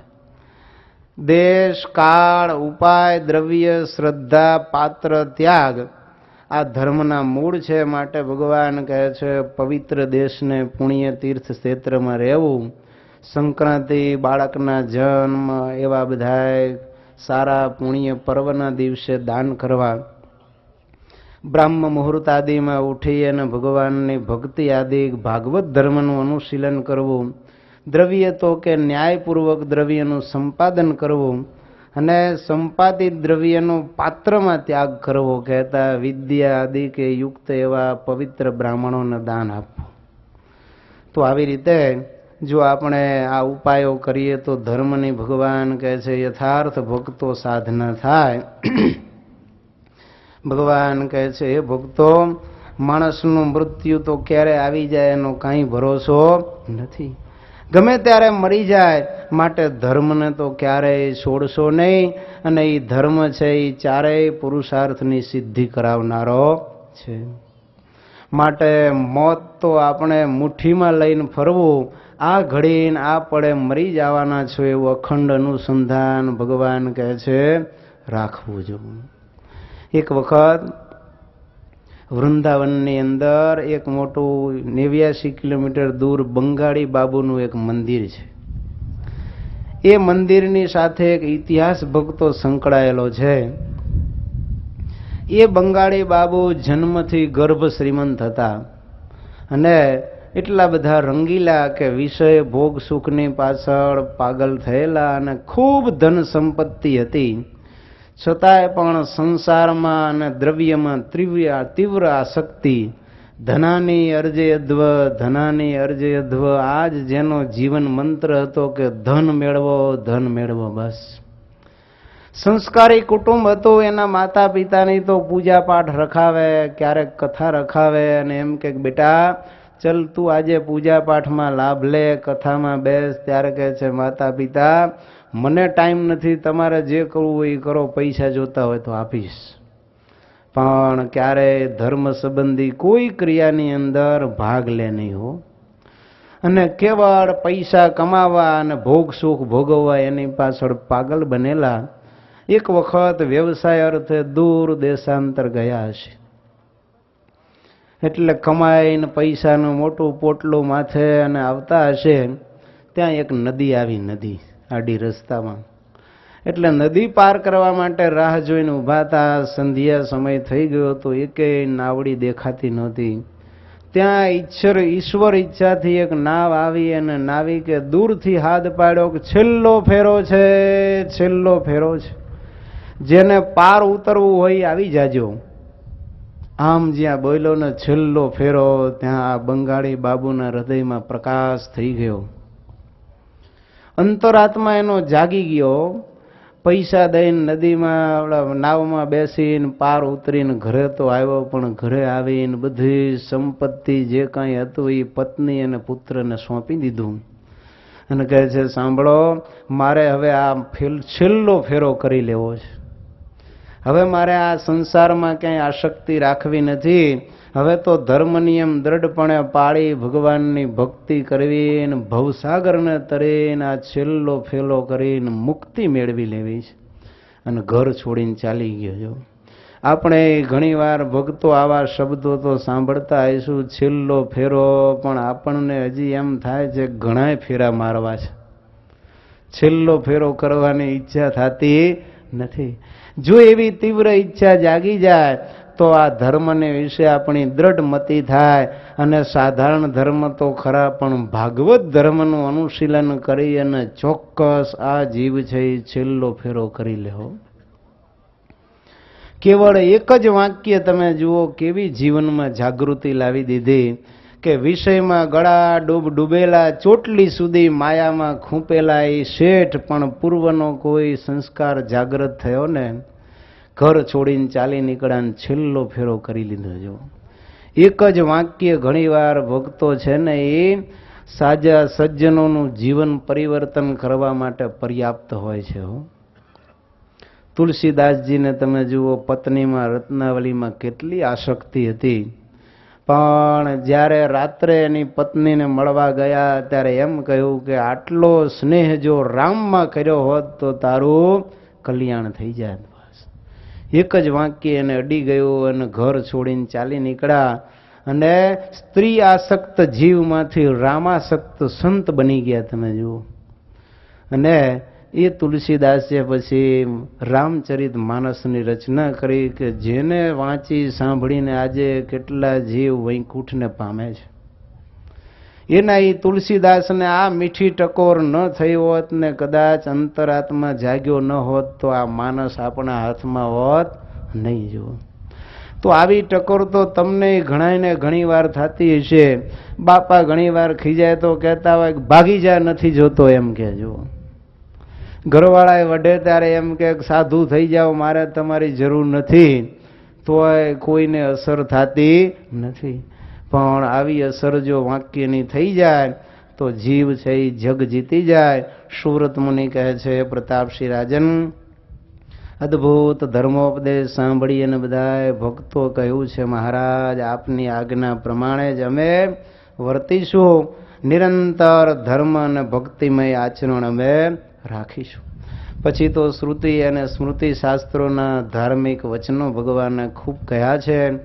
અને એમ કહ્યું કે નિર્ગુણ સ્થિતિને પામ્યા હોય તો પણ એને સતશાસ્ત્રોનો ક્યારેય ત્યાગ ન કરવો. સદગ્રંથનું સેવન જ્યારે ત્યાગે ત્યારે જાડ્યમ વ્રજતી યત, એની બુદ્ધિ પણ જડતાને ધારણ કરી લે છે. માટે કાયમ સંત પુરુષનો સંગ અને સતશાસ્ત્રોનું સેવન ભગવાન કે રાખજો. એનાથી જ જીવને સદબુદ્ધિ આવે છે અને મોક્ષનો માર્ગ મળે છે. સુરત મુનિ કહે છે હે પ્રતાપસિંહ રાજન, એ સભાને વિશે આવી રીતે ભગવાને અદ્ભુત ધર્મોપદેશ આપ્યો અને સર્વે એ આજ્ઞા પાળવા કટિબદ્ધ થયા છે. એ સભાની અંદર ઝરણા પરણાના વતની એવા શીતલદાસ નામના કોઈ સાધુ વૈરાગી ફરતા ફરતા આવેલા, ઊભા થઈને હાલવા માંડ્યા. ભગવાન કહે છે, સાધુરામ ક્યાં જાઓ છો? ત્યારે કહે છે, રામાનંદ સ્વામી ભગવાન હતા, એ તો ધામમાં ગયા, માટે હવે દ્વારિકા જઈશ. ભગવાન કહે છે, ગુરુના દર્શન કરાવીએ તો રહો? તો કે તો રહું. કહે છે, બેસો મારી સામે અને સ્વામિનારાયણ મંત્ર જપો. જેવું સ્વામિનારાયણ મંત્રનો જાપ કર્યો ને સમાધિ થઈ ગઈ ને દિવ્ય દર્શન અક્ષરધામના થયા હો. સહજાનંદ સ્વામી ભગવાન સ્વામિનારાયણ દિવ્ય સિંહાસનમાં બિરાજમાન છે, મેઘાડંબર છત્ર રાજે છે. 8 પાયાવાળું ભગવાનનું સિંહાસન છે. 24 અવતારો રામાનંદ સ્વામી અનંત કોટી મુક્તો સ્તુતિ કરે એવા દર્શન. શીતળદાસને થયું કે આ હા હા હા, ગુરુવર્ય રામાનંદ સ્વામી 24 અવતાર, આટલા મુક્તો, આ બધાની મારે પૂજા કરવી છે. પણ હવે અનંત મુક્તોને એકલા શીતળદાસ કેવી રીતે પોસિબલ બને? મનમાં સંકલ્પ થયો. ભગવાન કહે છે, શીતળદાસ શું ઈચ્છા છે? ત્યારે કહે છે, મહારાજ મારે આ બધાની પૂજા કરવી છે. આ તો સાધુ હતા ને એટલે આ બધાની પૂજા કરવાનું મન થયું. પણ ગ્રહસ્થ ગયા હોય તો એમ થાય કે બધા પાસેથી એક એક હારા હારા વરદાન માગી લઉં, પણ પૂજા કરવાનો સંકલ્પ ઉઠે નહીં હો. ત્યારે આ શીતળદાસને ભગવાન કહે છે, એમ કરો કે તમે સંકલ્પ કરો કે આ રામાનંદ સ્વામી સર્વોપરી ભગવાન હોય કે આ બીજા વામન નરસિંહ પરશુરામ કે પછી રામકૃષ્ણ સર્વાવતારી ભગવાન હોય તો મારા અનેક સ્વરૂપ થાય. એક પછી એક નામ લઈને સંકલ્પ કર્યા, પણ એકના એક રહ્યા એટલે નિરાશ થઈ ગયા. અરે રે, મને ભગવાન અને મુક્તોનું અવતારોનું પૂજન કરવાનું નહીં મળે. દુખી થઈ ગયા. જો ભગવાનના સંતો ભક્તો હોય ને એને તો સંતોનું પૂજન સેવા, ભક્તોને ભગવાનની પૂજા અને સેવા મળે ને રાજી થઈ જાય. સ્વામી સંગ કાઢે ને હરિભક્તોનો, ત્યારે આપણા જ્યાં હરિભક્તો હોય સ્વામીને ફોન કરે કે સ્વામી અમારા ગામ આવે ત્યારે સંઘની સેવાનો લાભ આપજો. સંતોનું પૂજન, વક્તાનું પૂજન હોય, અહીંયા સભાપતિ ગમે એટલી જાહેરાત કરે કે 1 જણ યજમાન દીઠ આવજો તોય 3 આવી જાય. એ પણ તમારો એક હૃદયનો ભાવ છે કે ગમે એમ થાય, ભલે આગના લોભ થાય તો થાય, પણ સ્વામીની પૂજા તો કરી જ લેવી છે. પણ એ તમે બધા સત્સંગીઓ છો ત્યારે તમને આ બધી સંતોની પૂજાનો મહિમા આવો જાગ્યો છે. જો ભગવાનના ભક્તો અને સંતોને તો પૂજનનો અવસર ન મળે ત્યારે નિરાશ થઈ જાય. એટલે તો સ્વામીશ્રીએ પહેલે દિવસે તમે જુઓ કથા પૂર્ણાહુતિના સમયે તો માઇક આપ્યું હતું મને. શું કામ ખબર છે? સ્વામી કે આ બધા દેશ દેશાંતરથી આવ્યા હોય ને એ બધા ને મને કે અંતરમાં ભાવ હોય ને કે અમારે વક્તાનું પોથીનું પૂજન કરવું છે, એટલે બધાને સ્વામી કે મોડા ભેગું મોડું બધાને પૂજનનો લાભ અપાવી દીધો. મેં કીધું સ્વામી આપ જે કરો એ બધું સારું જ હોય, માઇક આપો તોય ઠીક છે, ન આપો તોય ઠીક છે, તમારું બોલાવેલું અમારે તો બોલવાનું છે. તમે બોલો કે અમે બોલીએ, છેલ્લે ભગવાનની વાતો કરીને આપણે તો બધાને ભગવાનનો માર્ગ દેખાડવાનો છે. માટે કોણ બોલે છે એ મહત્વનું નથી, પણ આવેલા બધાના મનોરથો પણ પૂર્ણ થવા જોઈએ, એ પણ એટલી મહત્વની બાબત છે. શીતળદાસ ઉદાસ થયા છે ત્યારે ભગવાન કહે છે, હવે એમ સંકલ્પ કરો કે આ સહજાનંદ સ્વામી સર્વોપરી સર્વ અવતારના અવતારી, સર્વ કારણના કારણ હોય તો મારા અનેક સ્વરૂપ થાય. અને સંકલ્પ માત્રથી ભક્તો એકમાંથી અનેક રૂપે થયા અને એક કાળાવચ્છિન્ન બધા એની પૂજા કરી છે. રાજીના રેડ થઈ ગયા. સમાધિમાંથી જગાડ્યા ને સાષ્ટાંગ દંડવત પ્રણામ કરી અને સભાને કહેવા લાગ્યા કે સાંભળો, આ સહજાનંદ સ્વામી છે એ તો 24 અવતારના અવતારી અને ગુરુવર્ય રામાનંદ સ્વામીના પણ ભગવાન આ સ્વામિનારાયણ પોતે છે. આવી રીતે ભગવાને રામાનંદ સ્વામીના 14માના દિવસે જે સ્વામિનારાયણ મંત્રની ઘોષણા કરી શીતળદાસને જ મંત્ર જપાવી અને સમાધિ કરાવીને આવા દિવ્ય દર્શન કરાવ્યા. એ જ આપણને મંત્રનો મહિમા દેખાડે છે કે સ્વામિનારાયણ મંત્ર જો જપીએ તો સમાધિ થાય અને ભગવાનનો સાક્ષાત્કાર થાય. સુરત મુનિ કહે છે, હે પ્રતાપસિંહ રાજન, ભગવાન શ્રી હરિએ આજ્ઞા કરી છે કે હે ભક્તો, આટલા દિવસ ભલે તમે હરિ ગોવિંદ નારાયણ એમ જાપ કરતા, પણ આજથી હવે તમે સ્વામિનારાયણ મંત્રનો જાપ કરજો. ત્યારે ઘણા એને મનમાં એમ થયું કે આ નવો મંત્ર આવ્યો ક્યાંથી? ત્યારે ભગવાને વિસ્તારપૂર્વક એ નામનો અર્થ છે ને એ બધાને સમજાવ્યો. ભગવાન કહે છે, ભક્તો, અમારા નામ માતાજીએ ઘનશ્યામ રાખ્યો. ગુરુ માર્કંડેય ઋષિએ 4 નામ પાડ્યા, હરિ કૃષ્ણ નીલકંઠ. ગુરુવર્ય રામાનંદ સ્વામીએ નામ પાડ્યા નારાયણ મુનિ સહજાનંદ સ્વામી. લોજની બાઈઓએ નામ પાડ્યું સરયુદાસ. અને બીજા ભક્તોએ અનંત અવતાર વખતે અમારા અનંત નામો પાડ્યા છે, પણ અમારું મૂળ જે નામ છે ને એ તો કોઈના હાથમાં કે જાણમાં આવ્યું નથી. માટે ભગવાન કહે છે અમારું ખરું નામ છે સ્વામિનારાયણ. સ્વામી એવા નારાયણ, સચ સ્વામી પતિમ વિશ્વસ્ય. આ સ્વામી કેવા છે તો કે અનંત કોટી બ્રહ્માંડના, કેવળ આ એક વિશ્વના નહીં, પતિ છે. તો એવા નારાયણ કે જે અનંત કોટી બ્રહ્માંડના પતિ છે, એટલે અમારું નામ ભગવાન કહે છે સ્વામિનારાયણ છે. નહીં કે સ્વામી અને નારાયણ. ઘણા આવા અર્થ કરે સમજ્યા કે સ્વામી અને નારાયણ એટલે કહે છે કે મુક્ત અને મહારાજ બેની ભેગી ઉપાસના કરવી. ભગવાન ના પાડી છે ક્યાંય 4 ચરણની ઉપાસના સ્વામિનારાયણ સંપ્રદાયમાં છે જ નહીં. સ્વામી અને નારાયણ એમ નહીં, પણ સ્વામી એવા નારાયણ વેદોની અંદર પણ કહે છે એકો હવૈ નારાયણ આસિત, ન બ્રહ્મા નેશા, ન સૂર્ય, ન ચંદ્ર, ન તારકા. જ્યારે કંઈ નહોતું ત્યારે એક નારાયણ હતા, અને એ નારાયણ એ જ આ સર્વ જગતના સ્વામી છે. એનું નામ જ આ સ્વામિનારાયણ છે. અને એ ભગવાન કે હું પોતે છું. એવી રીતે ભગવાને સ્વામિનારાયણ મંત્રનું ઉદ્ઘાટન એ વખતે કર્યું. ત્યારથી આ બ્રહ્માંડમાં સ્વામિનારાયણનું ભજન ભક્તો થવા લાગ્યું છે. સુરત મુનિ કહે છે, પ્રતાપસિંહ રાજન, ગુરુનો શોક બધાયનો હળવો કર્યો છે. બધાયના રૂડા આશીર્વાદ આપીને ભગવાન કહે છે કે હવે વિવિધ પ્રાંતમાં અમારી આજ્ઞા પ્રમાણે સંતો વિચરણ કરવા જાય. મુક્ત મુનિ પણ કચ્છમાં ભક્તોનો શોક હળવો કરવા જશે. અમે પણ અહીંથી હવે ભાડેર, કાલવાણી આદિ ગામો તરફ જઈશું. એમ કહી અને ભગવાન બધાને વિદાય આપી મુકુંદ બ્રહ્મચારી આદિ થોડાક બ્રહ્મચારી સંતોને સાથે લઈ અને ત્યાંથી નીકળ્યા છે. અને કાલવાણી, અગતરાઈ, માણાવદર, ભાડેર આદિ ગામોમાં 1, 2, 3 એવા દિવસો નિવાસ કરતા કરતા ફરતા ફરતા પ્રભુ માંગરોળપુરને વિશે પધાર્યા છે. અને માંગરોળની બહાર પ્રભુએ નિવાસ કર્યો છે. એ વખતે આણંદજી, દામોદર, રામચંદ્ર શેઠ, મનસારામ, મેઘજીત આદિ કેટલાય ભક્તો ભગવાનના દર્શને આવ્યા છે. અને ભગવાન શ્રી હરિએ જોયું કે ગામમાં પાણીની તકલીફ છે. ભગવાન આત્મકલ્યાણના સાધનો સાથે સાથે ભક્તો લોક કલ્યાણના કાર્યો પણ કરતા હો. ભગવાન કહે છે કે ભક્તો, નવાબની પરમિશન લઈ આવો તો આ વાવ આપણે ગળાવીએ, જેથી ગામ પાણી વગર દુઃખી ન થાય. નવાબે પરમિશન આપીને સંતો ભક્તોએ મળીને વાવ ગાળી અને અમૃત જેવું પાણી, એમાં અખૂટ પાણી થયું. એ વાવનું ભર્યું કહેતા પૂર્ત કર્મ કર્યું. ત્યારે હજારો બ્રાહ્મણોને ભગવાને ત્યાં યજ્ઞમાં વર્યા અને ખૂબ દક્ષિણાઓ આપી અને એને રાજી કર્યા.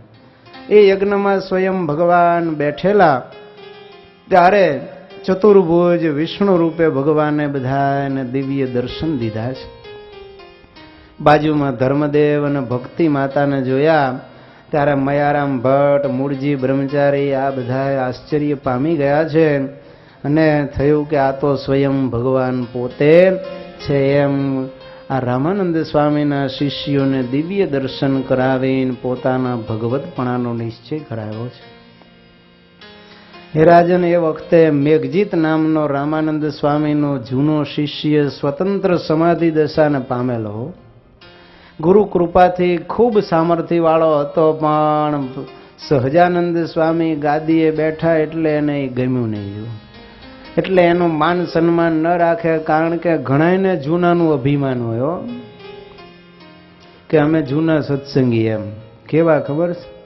હે અમે જૂના સત્સંગી છીએ, શિક્ષાપત્રી પ્રમાણે ન રહીએ.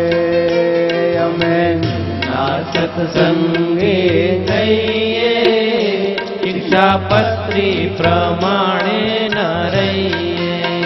હે નવા જાણો છો શું મન અમે કરી, હે જૂના જાણો છો શું મન અમે દઈએ ઉપદેશ.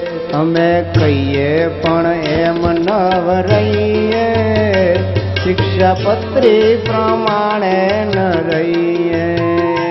અમે જૂના સત્સંગી થઈએ, શિક્ષાપત્રી પ્રમાણે ન રહીએ. જૂના હોય ને નવાનો ઉપદેશ આપે એમ છે, પણ પોતે તો પાછા કરતા હોય જ કરે. કેવા જૂના ખબર છે? કટાઈ ગયેલા લોઢા જેવા. આમ આંગળી અડાડો તો બધું ખરી જાય, પણ તોય પાછા જૂનાનું અભિમાન લઈને ફરતા હોય. એમ મેઘજીત પણ આવો કટાઈ ગયેલા લોઢા જેવો ગુરુવર્ય રામાનંદ સ્વામીનો અગ્રગણ્ય શિષ્ય એનું અભિમાન લઈને ફરતો. સંતોનું અપમાન કરે, મહારાજનું અપમાન કરે. ભગવાન કહે છે મેઘજીત ગુરુની આજ્ઞા પ્રમાણે રહ્યો. ત્યારે કહે છે હું તો તમારી આજ્ઞામાં નહીં રહું. ભગવાન કહે છે સાંભળ મેઘજીત, ભગવાને ગાદી મને સોંપી છે, તને સોંપી નથી. કહે છે બીજા તમારી આજ્ઞામાં રહે, હું તમારી આજ્ઞામાં રહું એવો નથી. ભગવાન કહે છે આ સત્સંગમાં રહેવું હોય તો મારી આજ્ઞા પ્રમાણે વર્તવું પડશે. ત્યારે કહે છે સાંભળો, બીજાને રહેવું હોય તો ભલે રહે, તમારે મારી આજ્ઞામાં રહેવું જોઈએ. અને હું તમારી આજ્ઞામાં નહીં રહું. આજથી ચોથે દી હું 10 વાગ્યાની આસપાસ દેહ ત્યાગ કરીને બીજા મુહૂર્તમાં ભગવાનના ધામમાં જઈશ. લ્યો, ભગવાન કહે છે મેઘજીત ધામમાં જવું એ તારા હાથની વાત નથી. ત્યારે કહે છે જુઓ, હું સ્વતંત્ર સમાધિ વાળો છું ને જાતે દેહ ત્યાગ કરીને જઈશ. ભગવાન કહે છે હું જોઉં છું કેમ તું ધામમાં જાય છે. અધવચ્ચે ન લટકાડું તો હું સહજાનંદ સ્વામી નહીં હોઉં. અને મેઘજીતે પોતાની સંપત્તિ હતી ને વાણીઓ હતો, માંડ્યા આજુબાજુવાળા ગામવાળાને બોલાવીને જમાડવા. વાહ વાહ થઈ જાય, મેઘજીત ભગવાનની જય, મેઘજીત ભગવાનની જય. હો, એટલી બધી સંપત્તિ જમાડ્યા અને બધી જગ્યાએ ભગવાનનો બદલે મેઘજીત ભગવાન થઈ ગયા. લોકો વાહ વાહ કરવા માંડ્યા. જે ખાય એનું ગાય, આ તો એવું છે ને. પણ ભગવાન સંતો અને ભક્તોને ન જમાડ્યા. હો, પછી તો સવારમાં વહેલા ત્રીજે દિવસે જમાડી અને ચોથે દિવસે જમાડીને સમાધિ કરવા બેઠો છે. સમાધિમાં પોતે બળ કરી અને બ્રહ્મરંધ્રમાં જીવ ચડાવ્યો, પણ ભગવાને એવો પકડ્યો કે જીવ ત્યાંથી ન ઉપર જાય કે ન નીચે આવ્યો. મહા મહેનત કરે. બધા જોતા હતા કે આ મેઘજીત ભગવાન ધામમાં જવાને બદલે હલવાણા, એટલે એક પછી એક બધા ભાગી ગયા ને માંડ્યા કહેવા કે નારાયણ મુનિ જેવા ભગવાનનો દ્રોહ કરે એનું ક્યાંથી કલ્યાણ થાય. જો આ લોક જુવાડ બદલાતા વારે નહીં. હો, તરત પાછા કહેવા માંડ્યા કે આ મેઘજીતે સ્વામિનારાયણ ભગવાનનો દ્રોહ કર્યો એટલે આ પાપ એને નડ્યું. જો અને 2 દિવસ સુધી ઉછળીને પડ્યો. પછી કાંઈક કૂણો પડ્યો ત્યારે કોકે સમજાવ્યો કે ભાઈ નારાયણ મુનિની માફી માગ. તૂટક બોલાય છે. રસ્તે ચાલતા હતા એને કહ્યું કે નારાયણ મુનિને બોલાવી લાવો, મારા ઉપર કૃપા કરે. ભગવાન તો દયાળુ છે. હો, એના સંબંધીઓ આવ્યા, તરત જ પ્રભુ ત્યાં પધાર્યા. એક કરુણા દ્રષ્ટિ કરીને મેઘજીનો જીવ પાછો હૃદયમાં લાવી દીધો. અને જુએ તો ઝાડા પેશાબ થઈ ગયેલા. દૂરથી રડતો ભગવાનની માફી માગે છે. ભગવાન કહે છે મેઘજીત ધામમાં જવાની ઉતાવળ ન કરો. તમે ગુરુના કૃપાપાત્ર શિષ્ય છો, સત્સંગમાં રહીને અનેકને સત્સંગ કરાવો. એમ મેઘજીતનો અભિમાન ભગવાને ટાળી અને ગર્વગંજન પોતાનું જે બિરુદ છે એ પ્રભુએ સાર્થક કર્યું છે. ત્યારથી મેઘજીત હવે ગરીબ ગાય જેવો બની અને નારાયણ મુનિ અને સંતોની આમન્ય રાખી અને ભગવાનની ભક્તિ કરવા લાગ્યો છે. સુરત મુનિ કહે છે, હે પ્રતાપસિંહ રાજન, મેઘજીતનો પરાજય જોઈને બધા વાણિયાઓ હતા ને એ ભગવાન સ્વામિનારાયણ પાસે આવીને કહે છે કે અમને અમારા ઈષ્ટદેવના દર્શન કરાવો. ત્યારે ભગવાનને થયું કે હવે હું ક્યાં સુધી સામર્થ્ય રોકી રાખીશ, મારે હવે મારી સામર્થ્ય પ્રગટ કરવાનો અવસર આવી ચૂક્યો છે. તરત જ વાણિયાઓને કહે છે, બેસો મારા સામે અને સ્વામિનારાયણ ભજન કરો. તરત જ સમાધિ થઈ. 24 તીર્થંકરોના દર્શન અને તીર્થંકરો કહે છે તીર્થંકરના તીર્થંકર આ સ્વામિનારાયણ ભગવાન છે. માટે તમે અમારી અત્યાર સુધી ઉપાસના ભક્તિ કરી તો હવે અમે તમને સાચો માર્ગ દેખાડીએ. મુક્તિ જોતી હોય તો આ સ્વામિનારાયણ પ્રભુનો આશ્રય કરજો. સમાધિમાંથી જાગીને જૈન મટી અને સત્સંગી થઈ ગયા હો. અને પછી તો વાયુ વેગે વાત ગામમાં પ્રસરી, આજુબાજુના ગામમાં દેશ દેશાંતરમાં વાત વહેતી થઈ જવું કે સ્વામિનારાયણ ભગવાન છે જે સંપ્રદાયના દેવના ઉપાસક હોય એના દર્શન કરાવે છે. ત્યારે દેશ દેશાંતરમાંથી લોકો માંડ્યા આવવા. આવીને ભગવાનને કહે છે અમને અમારા ઈષ્ટદેવના દર્શન કરાવો. અને ભગવાન પોતાની સામે બેસાડે એક કરુણા કટાક્ષ ફેંકે, તરત જ સમાધિ થઈ જાય. પડે નજરે થાય પ્રાણ લીન, મર હોય કોઈ જો મલીન, રામ ઉપાસી રામને દેખે, કૃષ્ણ ઉપાસી કૃષ્ણને પેખે, નૃસિંહ ઉપાસી દેખે નૃસિંહ,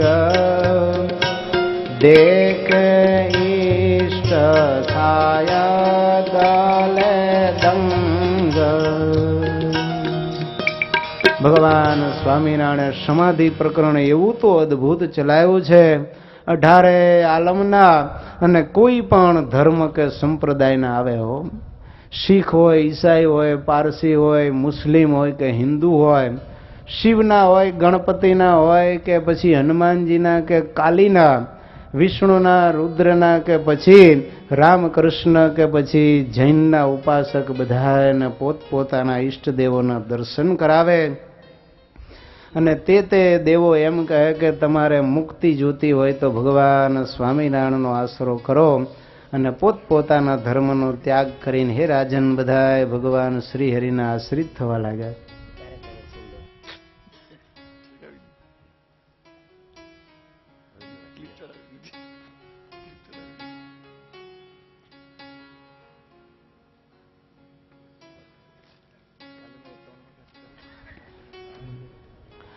આવી રીતે હે રાજન હું તને શું કહું, ચારેય બાજુથી ભગવાન સ્વામિનારાયણની આવી વાતો સાંભળી અને લોકો આવવા માંડ્યા છે. હે રાજન, બાદશાહના મનમાં થયું કે આ સ્વામિનારાયણ ખુદા આવી રીતે આ ચલાવે છે. સમાધિ પ્રકરણ તો ખરેખર પાખંડ છે કે હકીકત છે, એની કાળજી આપણે લેવી જોઈએ, એની ખાતરી કરવી જોઈએ. એટલે પોતાના શાળા કાજીને મોકલ્યા. ત્યારે ભગવાન શ્રી હરિએ એ કાજીને પણ સમાધિ કરાવીને 24 પૈગંબરના દર્શન કરાવ્યા. અને એ બધા સલામ આલેકુમ કરીને ભગવાન સ્વામિનારાયણની ખુદા આગળ નમાજ પડીને બંદગી કરતા હોય એવા દિવ્ય દર્શન થયા. હજરત મોહમ્મદ પૈગંબરે કીધું કે કાજી, કલ્યાણ જોઈતું હોય તો પૃથ્વી ઉપર પ્રગટ ખુદા સ્વામિનારાયણ છે એનો આશ્રય કરો. અને પછી તો નવાબ અઝરુદ્દીન બાદશાહ, કાજી બધાય પણ ભગવાનના આશ્રિત થયા છે. હે રાજન, નર નારી બધાય ભગવાન સ્વામિનારાયણના આશ્રિત થાય, પંચવર્તમાન ધારણ કરે અને ઉજળા ધર્મો પાળવા લાગ્યા છે. નારીઓ બધી પતિવ્રતાના ધર્મ પાળે, સત્સંગીઓ બધા એક સારા સજ્જન ગ્રહસ્થ બની અને ધર્મમય સદાચારમય જીવન જીવવા લાગ્યા. અષ્ટાંગ બ્રહ્મચર્ય ધારી સંતો બ્રહ્મચારીઓ અને પાર્ષદોને જોઈને લોકોને થયું કે ભગવાન સિવાય આવા એના શિષ્યો ધર્મવાળા જ્ઞાન વૈરાગ્યવાળા હોય નહીં. એટલે દેશ દેશાંતરમાં એની કીર્તિ વ્યાપી અને અત્ર તરત્ર સર્વત્ર હે રાજન સહજાનંદી રંગ છે ને એ હવે આ ભૂમંડળ ઉપર પ્રગટ્યો છે.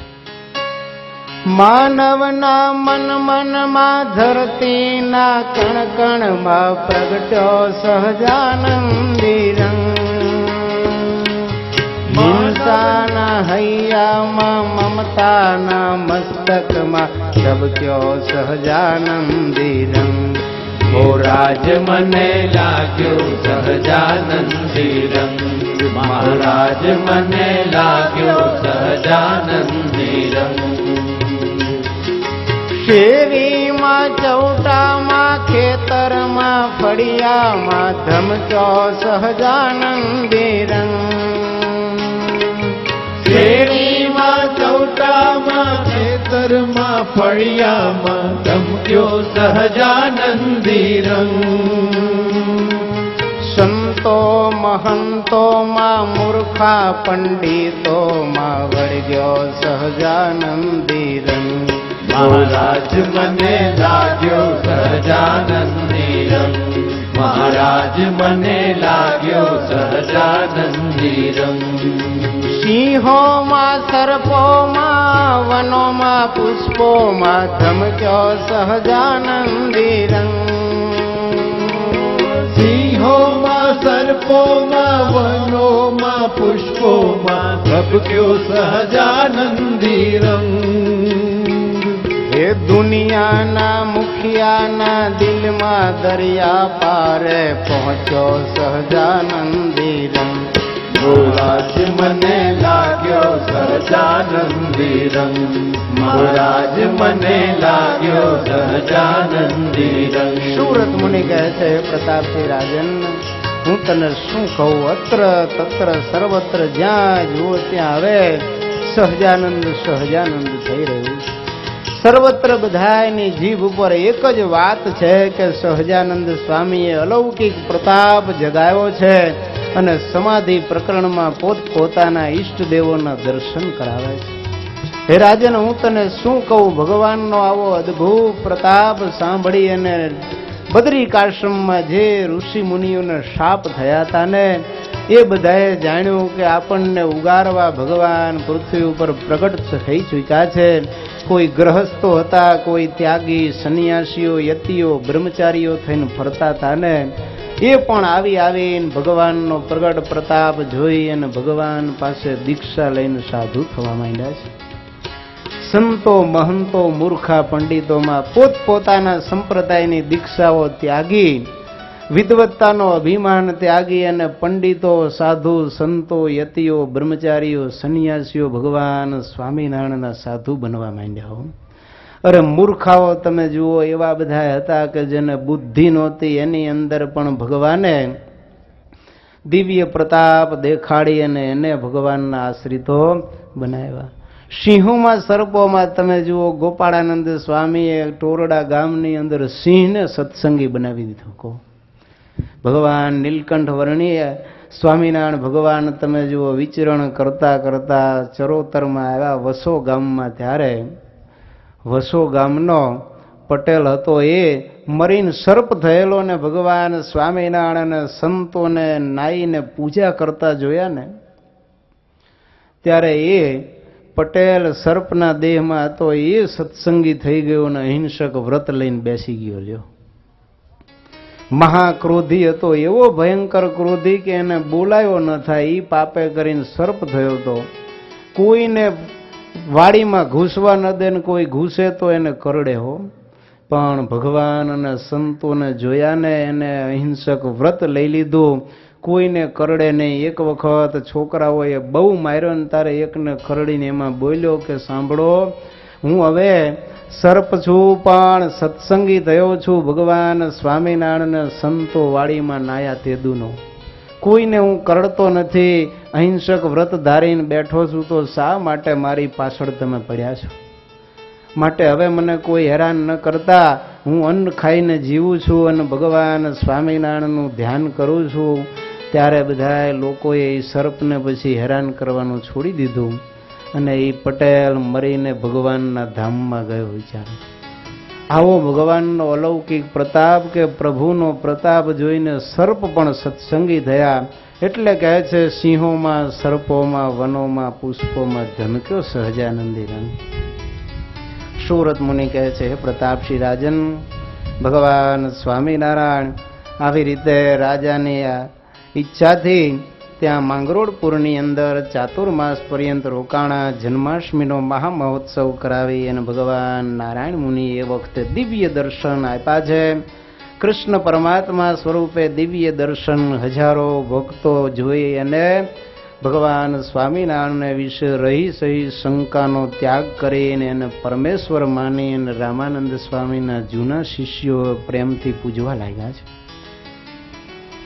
નવમીને દિવસે વિશાળ સભા ભરાણી છે. એ વખતે સુરત મુનિ કહે છે, પ્રતાપસિંહ રાજન, બધા શિષ્યો હાથ જોડી અને ભગવાન સ્વામિનારાયણને કહે છે, હે પ્રભુ, ભગવાન સર્વભૂતાનાં ત્વમેવ પરમાગતિ સ્વાશ્રિતાનાં વિશેષેણ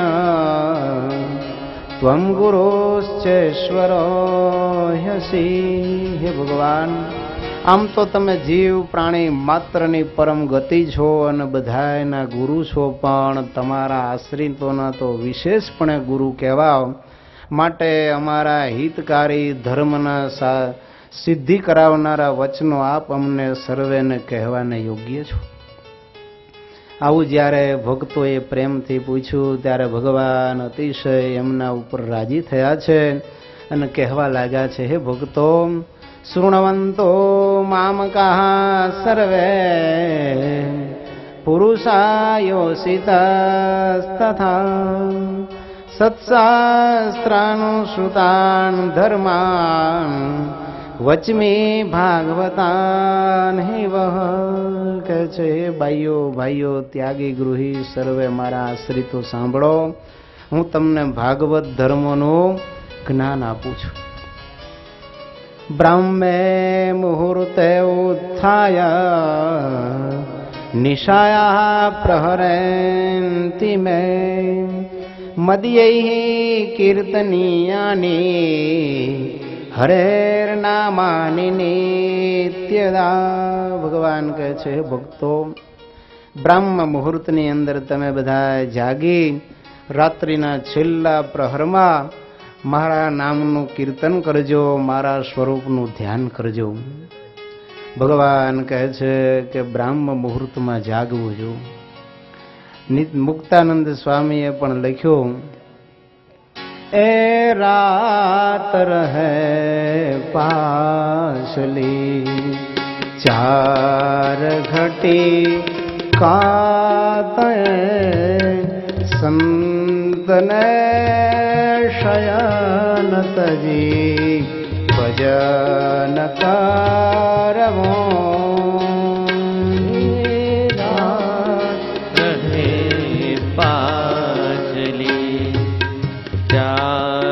ઘટી કાતયે સંતને શયન તજી ભજન કરવું. સ્વામિનારાયણ નામ ઉચ્ચારવો પ્રગટ પર બ્રહ્મનો ધ્યાન કરવો. હે રાત રહે પાછલી. ભગવાન કહે છે, ભક્તો, બ્રાહ્મ મુહૂર્તમાં એટલે કે સૂર્યોદય પહેલા 4 ઘડી બાકી હોય 96 મિનિટ ત્યાં જાગી જવું અને સ્વામિનારાયણ સ્વામિનારાયણ હરે કૃષ્ણ એવું નામોચ્ચારણ કરવું અને ભગવાનની મૂર્તિનું ધ્યાન કરવું. અમારા સંતોએ મુક્તાનંદ સ્વામી કે આ કરવું. ત્યારે ગ્રહસ્થો કહે છે અમને તો કાંઈ કરવાનું કહ્યું નથી, છૂટી છે. સ્વામી કહે છે ગ્રહસ્થોને પણ છૂટવાને કોઈ આમાં અમે પ્રોવિઝન રાખ્યું નથી હો. તે સમય આડપં પાડ બકવો નહીં ચિત હરે ચરણમાં પ્રોઈ દેવો. રાત રહે પાછરી ગૃહસ્થને જગત જન જાળથી પર હરે કૃષ્ણ ગોવિંદ ગો પાડ કહેવો. રાત રહે પાછરી ત્યાગી ગૃહી સર્વેને ભગવાન કહે છે સૂર્યોદય પહેલા બ્રહ્મ મુહૂર્તમાં જાગી ભગવાનનું નામ સ્મરણ અને ધ્યાન મૂર્તિનું કરવું. ભગવાન કહે છે બ્રાહ્મ મુહૂર્તમાં જે કોઈ નિંદ્રા કરે એને એના પુણ્યનો ક્ષય થાય છે અને એ વળી એક ઉપાદ કૃષ્ણ વ્રત કરે ને ત્યારે શુદ્ધ થાય છે. માટે બ્રાહ્મ મુહૂર્તની અંદર સ્વયં ભગવાન પણ આગળ સતાનંદ સ્વામી વર્ણન કરે છે દૈનિક દિનચર્યામાં કે ભગવાન સવારમાં વહેલા ઉઠીને બ્રાહ્મ મુહૂર્તે શયનમ વિહાય નિજ સ્વરૂપમ હૃદિ ચિંતિત્વા. ભગવાન પણ પોતાના સ્વરૂપનું હૃદયમાં ધ્યાન કરતા હોય. માટે ભક્તો અનંત કાળથી આ જીવ સૂતો જ આવ્યો છે અને આ વખતે જાગવાનો સમય આવ્યો છે. જાગી જાગીને જો ભજન નહીં કરી લઈએ તો ફરી પાછા 184 ફેરામાં જવું પડશે. આ વખતે આ માણસનો દેહ મળ્યો અને ભક્તો જો ઊંઘશું ને તો ભગવાનને એમ થાય છે કે આને બહુ સ્ટોક કરી લીધો છે. પછી બળદિયાના ને એવા અવતાર આપશે કે રાત દી ખેતી કરાવશે અને કામ કરાવશે, ઊંઘવા દેશે નહીં. માટે આ વખતે તો જાગીને ભગવાનનું ભજન કરી લેવું. સવારનો સમય રામનો, બાકી બધોય હરામનો. પણ ઘણા તો એવા દેવતાઓ હોય છે કે સવારે મમ્મી પપ્પા થાકી જાય જગાડીને તોય જાગે નહીં. એમાં બિચારાને આવો ધનુર્માસ જેવો પવિત્ર માસ ચાલતો હોય અને પપ્પાને બિચારાને ઉપર ઉતારો આપ્યો હોય, બાથરૂમ એક હોય, સવારમાં વહેલા જાગીને વિચાર કરે કે ધનુર્માસની ધૂનમાં જવું છે. પણ નીચે પેલા જાગે તો ને કુંભકર્ણના ભાઈ, એટલે બિચારા ઉદાસ થઈને બેઠા હોય ને પછી બાપા પ્રભાતિયું ગાઈને દીકરાને જગાડ્યા હો. કેવું પ્રભાતિયું? પ્રાત થયું ને પંખી બોલા એ જાગો જીવલે નારા રે, જાગો મારા બાપ જાગો ને, જાગો મારા બાપ જાગો ને, મારું લોહી પીનારા રે. પ્રાસ થયું ને પંખી બોલ્યા, બાપ કહે સુણ બેટા મારા જી, સૂર્ય આકાશે ચડ્યો રે, જાગો કુંભકર્ણના ભાઈ, જાગો કુંભકર્ણના ભાઈ, સોનાના થયા નળિયા રે. પ્રાત થયું ને પંખી બોલ્યા, દૂધવાળો દરવાજે ઊભો, દૂધના પૈસા લેવા રે, પટ્ટાવાળો નિરાશ થઈ બેઠો, ઓફિસની ચાવી દેવા રે. રાત થયું ને પંખી બોલ્યા, પાણીના તો નળ જ જાય છે, વહુ બેટા તમે ઉઠો રે. કાલિદાસ મંદિરે ચાલ્યા, કાલિદાસ મંદિરે ચાલ્યા, હું બેઠો મોઢું લૂતો રે.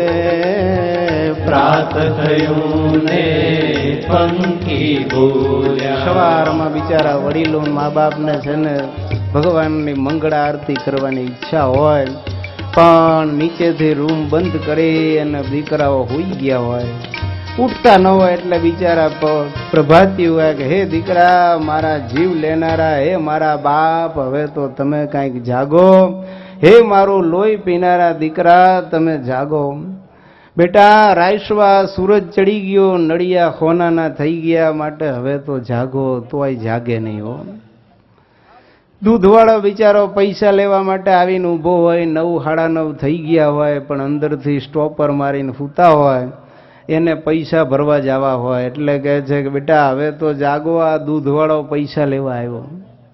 ઓફિસર હોય બિચારાને પટ્ટાવાળાને ક્યાંક લગ્નમાં જવું હોય, એટલે સવારમાં ઓફિસ સાફ સૂફ કરીને આવ્યો હોય કે સાહેબને ચાવી દઈને ભાગવું. બસની બિચારાને ટિકિટ હોય, પણ સાહેબ જાગે તો ને, એટલે એ ઉદાસ થઈને બેઠો હોય કે સાહેબ જાગે તો ચાવી આપીને જવું. વડીલને એમ થાય કે આમ પટ્ટાવાળાને દૂધવાળાનું નામ લઈ તો દેવ જાગે છે, પણ તોય દેવ જાગે છે ને. એટલે પછી નિરાશ થઈને વહુને કે હવે એને બીજું કહેવાય નહીં બિચારાને, એટલે કહે છે બેટા વહુ તમે તો જાગો, હવે આ પાણીના નળ છે એ બંધ થઈ જાય છે, પછી નાશો શું પાણી શું પીશો. કે છે આમ જોવા બાજુવાળા કાલિદાસ મંદિરે હાલ્યા, હું હજી નાયા ધોયા વગરનો એમને એમ અઘોરી જેવો તમારા પનારે પડ્યો છું તો બેઠો છું, માટે કૃપા કરીને જાગો તો હું તો કમસે કમ નાઈ ધોઈને મંદિર ભેગો થાઉં. માટે ભક્તો વડીલોને ભજન ભક્તિ કરવી હોય ને તો એને વ્યવસ્થા કરી આપજો. સવારમાં નાઈ ધોઈને પૂજા પાઠ કરી લે તો મંદિરે સ્કૂટર લઈને મૂકી જવા, કદાચ તમે ન જાતા હોય તો એની સેવા કરશો તોય વડીલો આશીર્વાદ આપશે, રાજી થઈને તોય તમારું રૂડું થશે. સુરત મુનિ કહે છે પ્રતાપસિંહ રાજન, ભગવાન શ્રી હરિ કહે છે રસાશક તમારે સ્નાનમ સંધ્યા જપો હોમમ સ્વાધ્યાય પિતૃ તર્પણમ દેવતા પૂજનાદિની નિત્યમ કાર્યાણી ચ દ્વિજયી.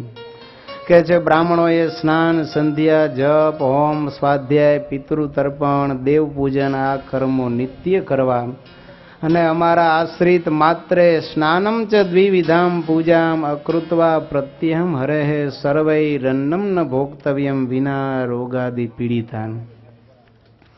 ભગવાન કહે છે હે ભક્તો, સ્નાન અને 2 પ્રકારની પૂજા કહેતા માનસી પૂજા અને પ્રત્યક્ષ પૂજા કર્યા વગર કોઈએ ભોજન કરવું નહીં અને પાણી પીવું નહીં, સિવાય કે રોગ આદિકની પીડા થઈ હોય. જો અતિ રોગાસક્ત હોય ને પથારીવશ હોય તો એ માનસીમાં ભગવાનને જમાડીને પાણી એને ખોરાક લઈ શકે, પણ જેના હાથ પગ હાલતા હોય, શરીર સારું હોય તો 2 પૂજા કરીને પછી પાણી પીવું ને જમવું. જો જોબન વડતાલો કેવો ખૂંખાર, જેને જીવતો કે મરેલો પકડવા માટે સયાજી રાવે 40,000 રૂપિયાનું ઇનામ એ જમાનામાં જાહેર કરેલું, પણ એ સત્સંગી થયો ત્યારે એવો પાકો સત્સંગી બન્યો કે પૂજા કર્યા વગર પાણી ન પીવે. એક વખત સરકારી કામે ઘરેથી નીકળો, બાકરોલ ગયો, કામ ન પત્યું. બીજે દિવસે બોરસદ ગયા, ત્યાંય કામ ન પત્યું. સગા સંબંધીઓને લઈને ત્રીજે દિવસે નડિયાદ ગયા. સગા સંબંધીના ઘેર ઉતારા કરેલા, કહે છે જમી લ્યો, ત્યારે કહે છે હું તો પૂજા નથી લાયો, ત્યાં સુધી જમાય નહીં. જો ચોથે દિવસે આવ્યા, સવારે 4 વાગે નાહીને પૂજા કરતા હતા મેળી ઉપર, ત્યારે તપની માળા કરતા કરતા ચક્કર આવ્યા ને પડવા ગયા ત્યારે ભગવાન પ્રગટ થઈને જોબન પગીને પકડી લે છે. હો હા હા જોબન, આ શું થયું મહારાજ, માફ કરજો, ચક્કર આવી ગયા. પ્રભુ 3 દિવસથી પૂજા નથી થઈ, ખાધું નથી ને, માટે મારો અપરાધ ક્ષમા કરજો. વિચાર કરો કેવા ભક્તો તમે જુઓ. નાથ ભક્તને જેલમાં પૂર્યા, ખાધા પીધા વગર એમને એમ દિવસો ગુજારે. ત્યારે જેલરે કહ્યું કે ભાઈ તારું કોઈ ધણી નહીં થાય, એમને એમ ગુજરી જઈશ, માટે ખાઈ લે, હવે નાવા ધોવા કાંઈ નહીં મળે. નાથ ભક્ત કે પૂજા કર્યા વગર નાયા વગર મારાથી ખવાય પીવાય નહીં. ભગવાન સ્વામિનારાયણ બ્રહ્મચારીને લઈ અને જમવાના થાળ લઈને ત્યાં પ્રગટ થયા. ક્યાં? જેલમાં. હો, વડોદરાની જેલમાં. નાથ ભક્તને કહે છે કે લ્યો આ જમો. ભગત કહે છે મહારાજ નાયો નથી, તમારી પૂજા નથી થઈ, કેમ જમાય? સ્વયં ભગવાન જમાડવા આવ્યા. જો તોય ના પાડી દીધી. ભગવાન કહે છે કે જમો. ત્યારે કહે છે નહીં મહારાજ. ત્યારે ભગવાને જેલમાં ગંગા પ્રગટ કરી નાથ ભક્તને નવડાવ્યા. કહે છે હવે જમો. કહે છે પૂજા નથી થઈ. ભગવાન પૂજાના ઉપચારો લાવ્યા અને પ્રત્યક્ષ પૂજા કોની? મહારાજની કરી. હો, સ્વયં શ્રીજી મહારાજની પૂજા કરી. ભગવાન કહે છે હવે જમી લ્યો. કે મહારાજ તોય ન જમાઈ લ્યો. કેમ? તો કહે છે મહારાજ મારા ઠાકોરજીની પૂજા તો થઈ નથી ને, એ તો અપૂજ છે મારા ઘરમાં. તમારી પૂજા કરી પણ એની પૂજા જ્યાં સુધી ન થાય, એને થાળ ન જમાડો ત્યાં સુધી હું જમું નહીં. ભગવાન કહે છે નાથ ભક્ત અમારી પૂજા થઈ એટલે ઠાકોરજી માત્રની પૂજા થઈ. પ્રભુ એ બધી વાત સાચી, પણ મારા સેવીએ ઠાકોરજીને પૂજવા જોઈએ. દિવ્ય રૂપે ભગવાને બ્રહ્મચારીને મોકલા અને નાથ ભક્તની પૂજા ટોપલામાં લઈ આવ્યા જેલમાં. અને ભગવાન કહે છે કરો હવે પૂજા. ત્યારે કે મહારાજ ઠાકોરજીને પધરાવું ક્યાં? જેલ તો બધી ગંદી છે. નાથ ભક્તના ઠાકોરજીને સ્વામિનારાયણ ભગવાને પોતાના હાથમાં જાયલા કે લ્યો હવે કરો પૂજા. અને નાથ ભક્તે પૂજા કરી. ભગવાન કહે છે હવે જમો. ત્યારે કે મહારાજ આ બધા મારા મિત્ર કેદીઓ ભૂખ્યા છે, એ બધાને જમાડો. બધાને ભગવાનને લાડુ જમાડ્યા. ત્યાર પછી નાથ ભક્ત જમ્યા. ભગવાન એમની આવી ધર્મનિષ્ઠા જોઈને અતિશય રાજી થયા. ભગવાન કહે છે નાથ ભક્તને કંઠમાંથી હાર કાઢીને આપ્યો. ભગવાનને કહે છે પ્રભુ આ બધાને પહેરાવો. એક જ હાર ગળામાં હતો. 61 હાર ભગવાનના ગળામાંથી કાઢીને 60 કેદી અને 61મો નાથ ભક્તને પહેરાવ્યો. ભગવાન કહે છે નાથ ભક્ત અમારી ઈચ્છાથી તમે જેલમાં આવ્યા છો, હવે આજે તમારી મુક્તિ થશે. નાથ ભક્ત કે મહારાજ મારી તો મુક્તિ, પણ આ કેદીઓનું શું? ભગવાન કહે છે ભક્ત તમારા યોગને પામ્યા છે ને એની પણ આજે જેલમાંથી મુક્તિ થશે. બધા કેદીઓ ભગવાનને કહે છે પ્રભુ અમારું કલ્યાણ કરો. 60 કેદીએ ભગવાન પાસે વર્તમાન લીધા ને એ સત્સંગી થયા. હો,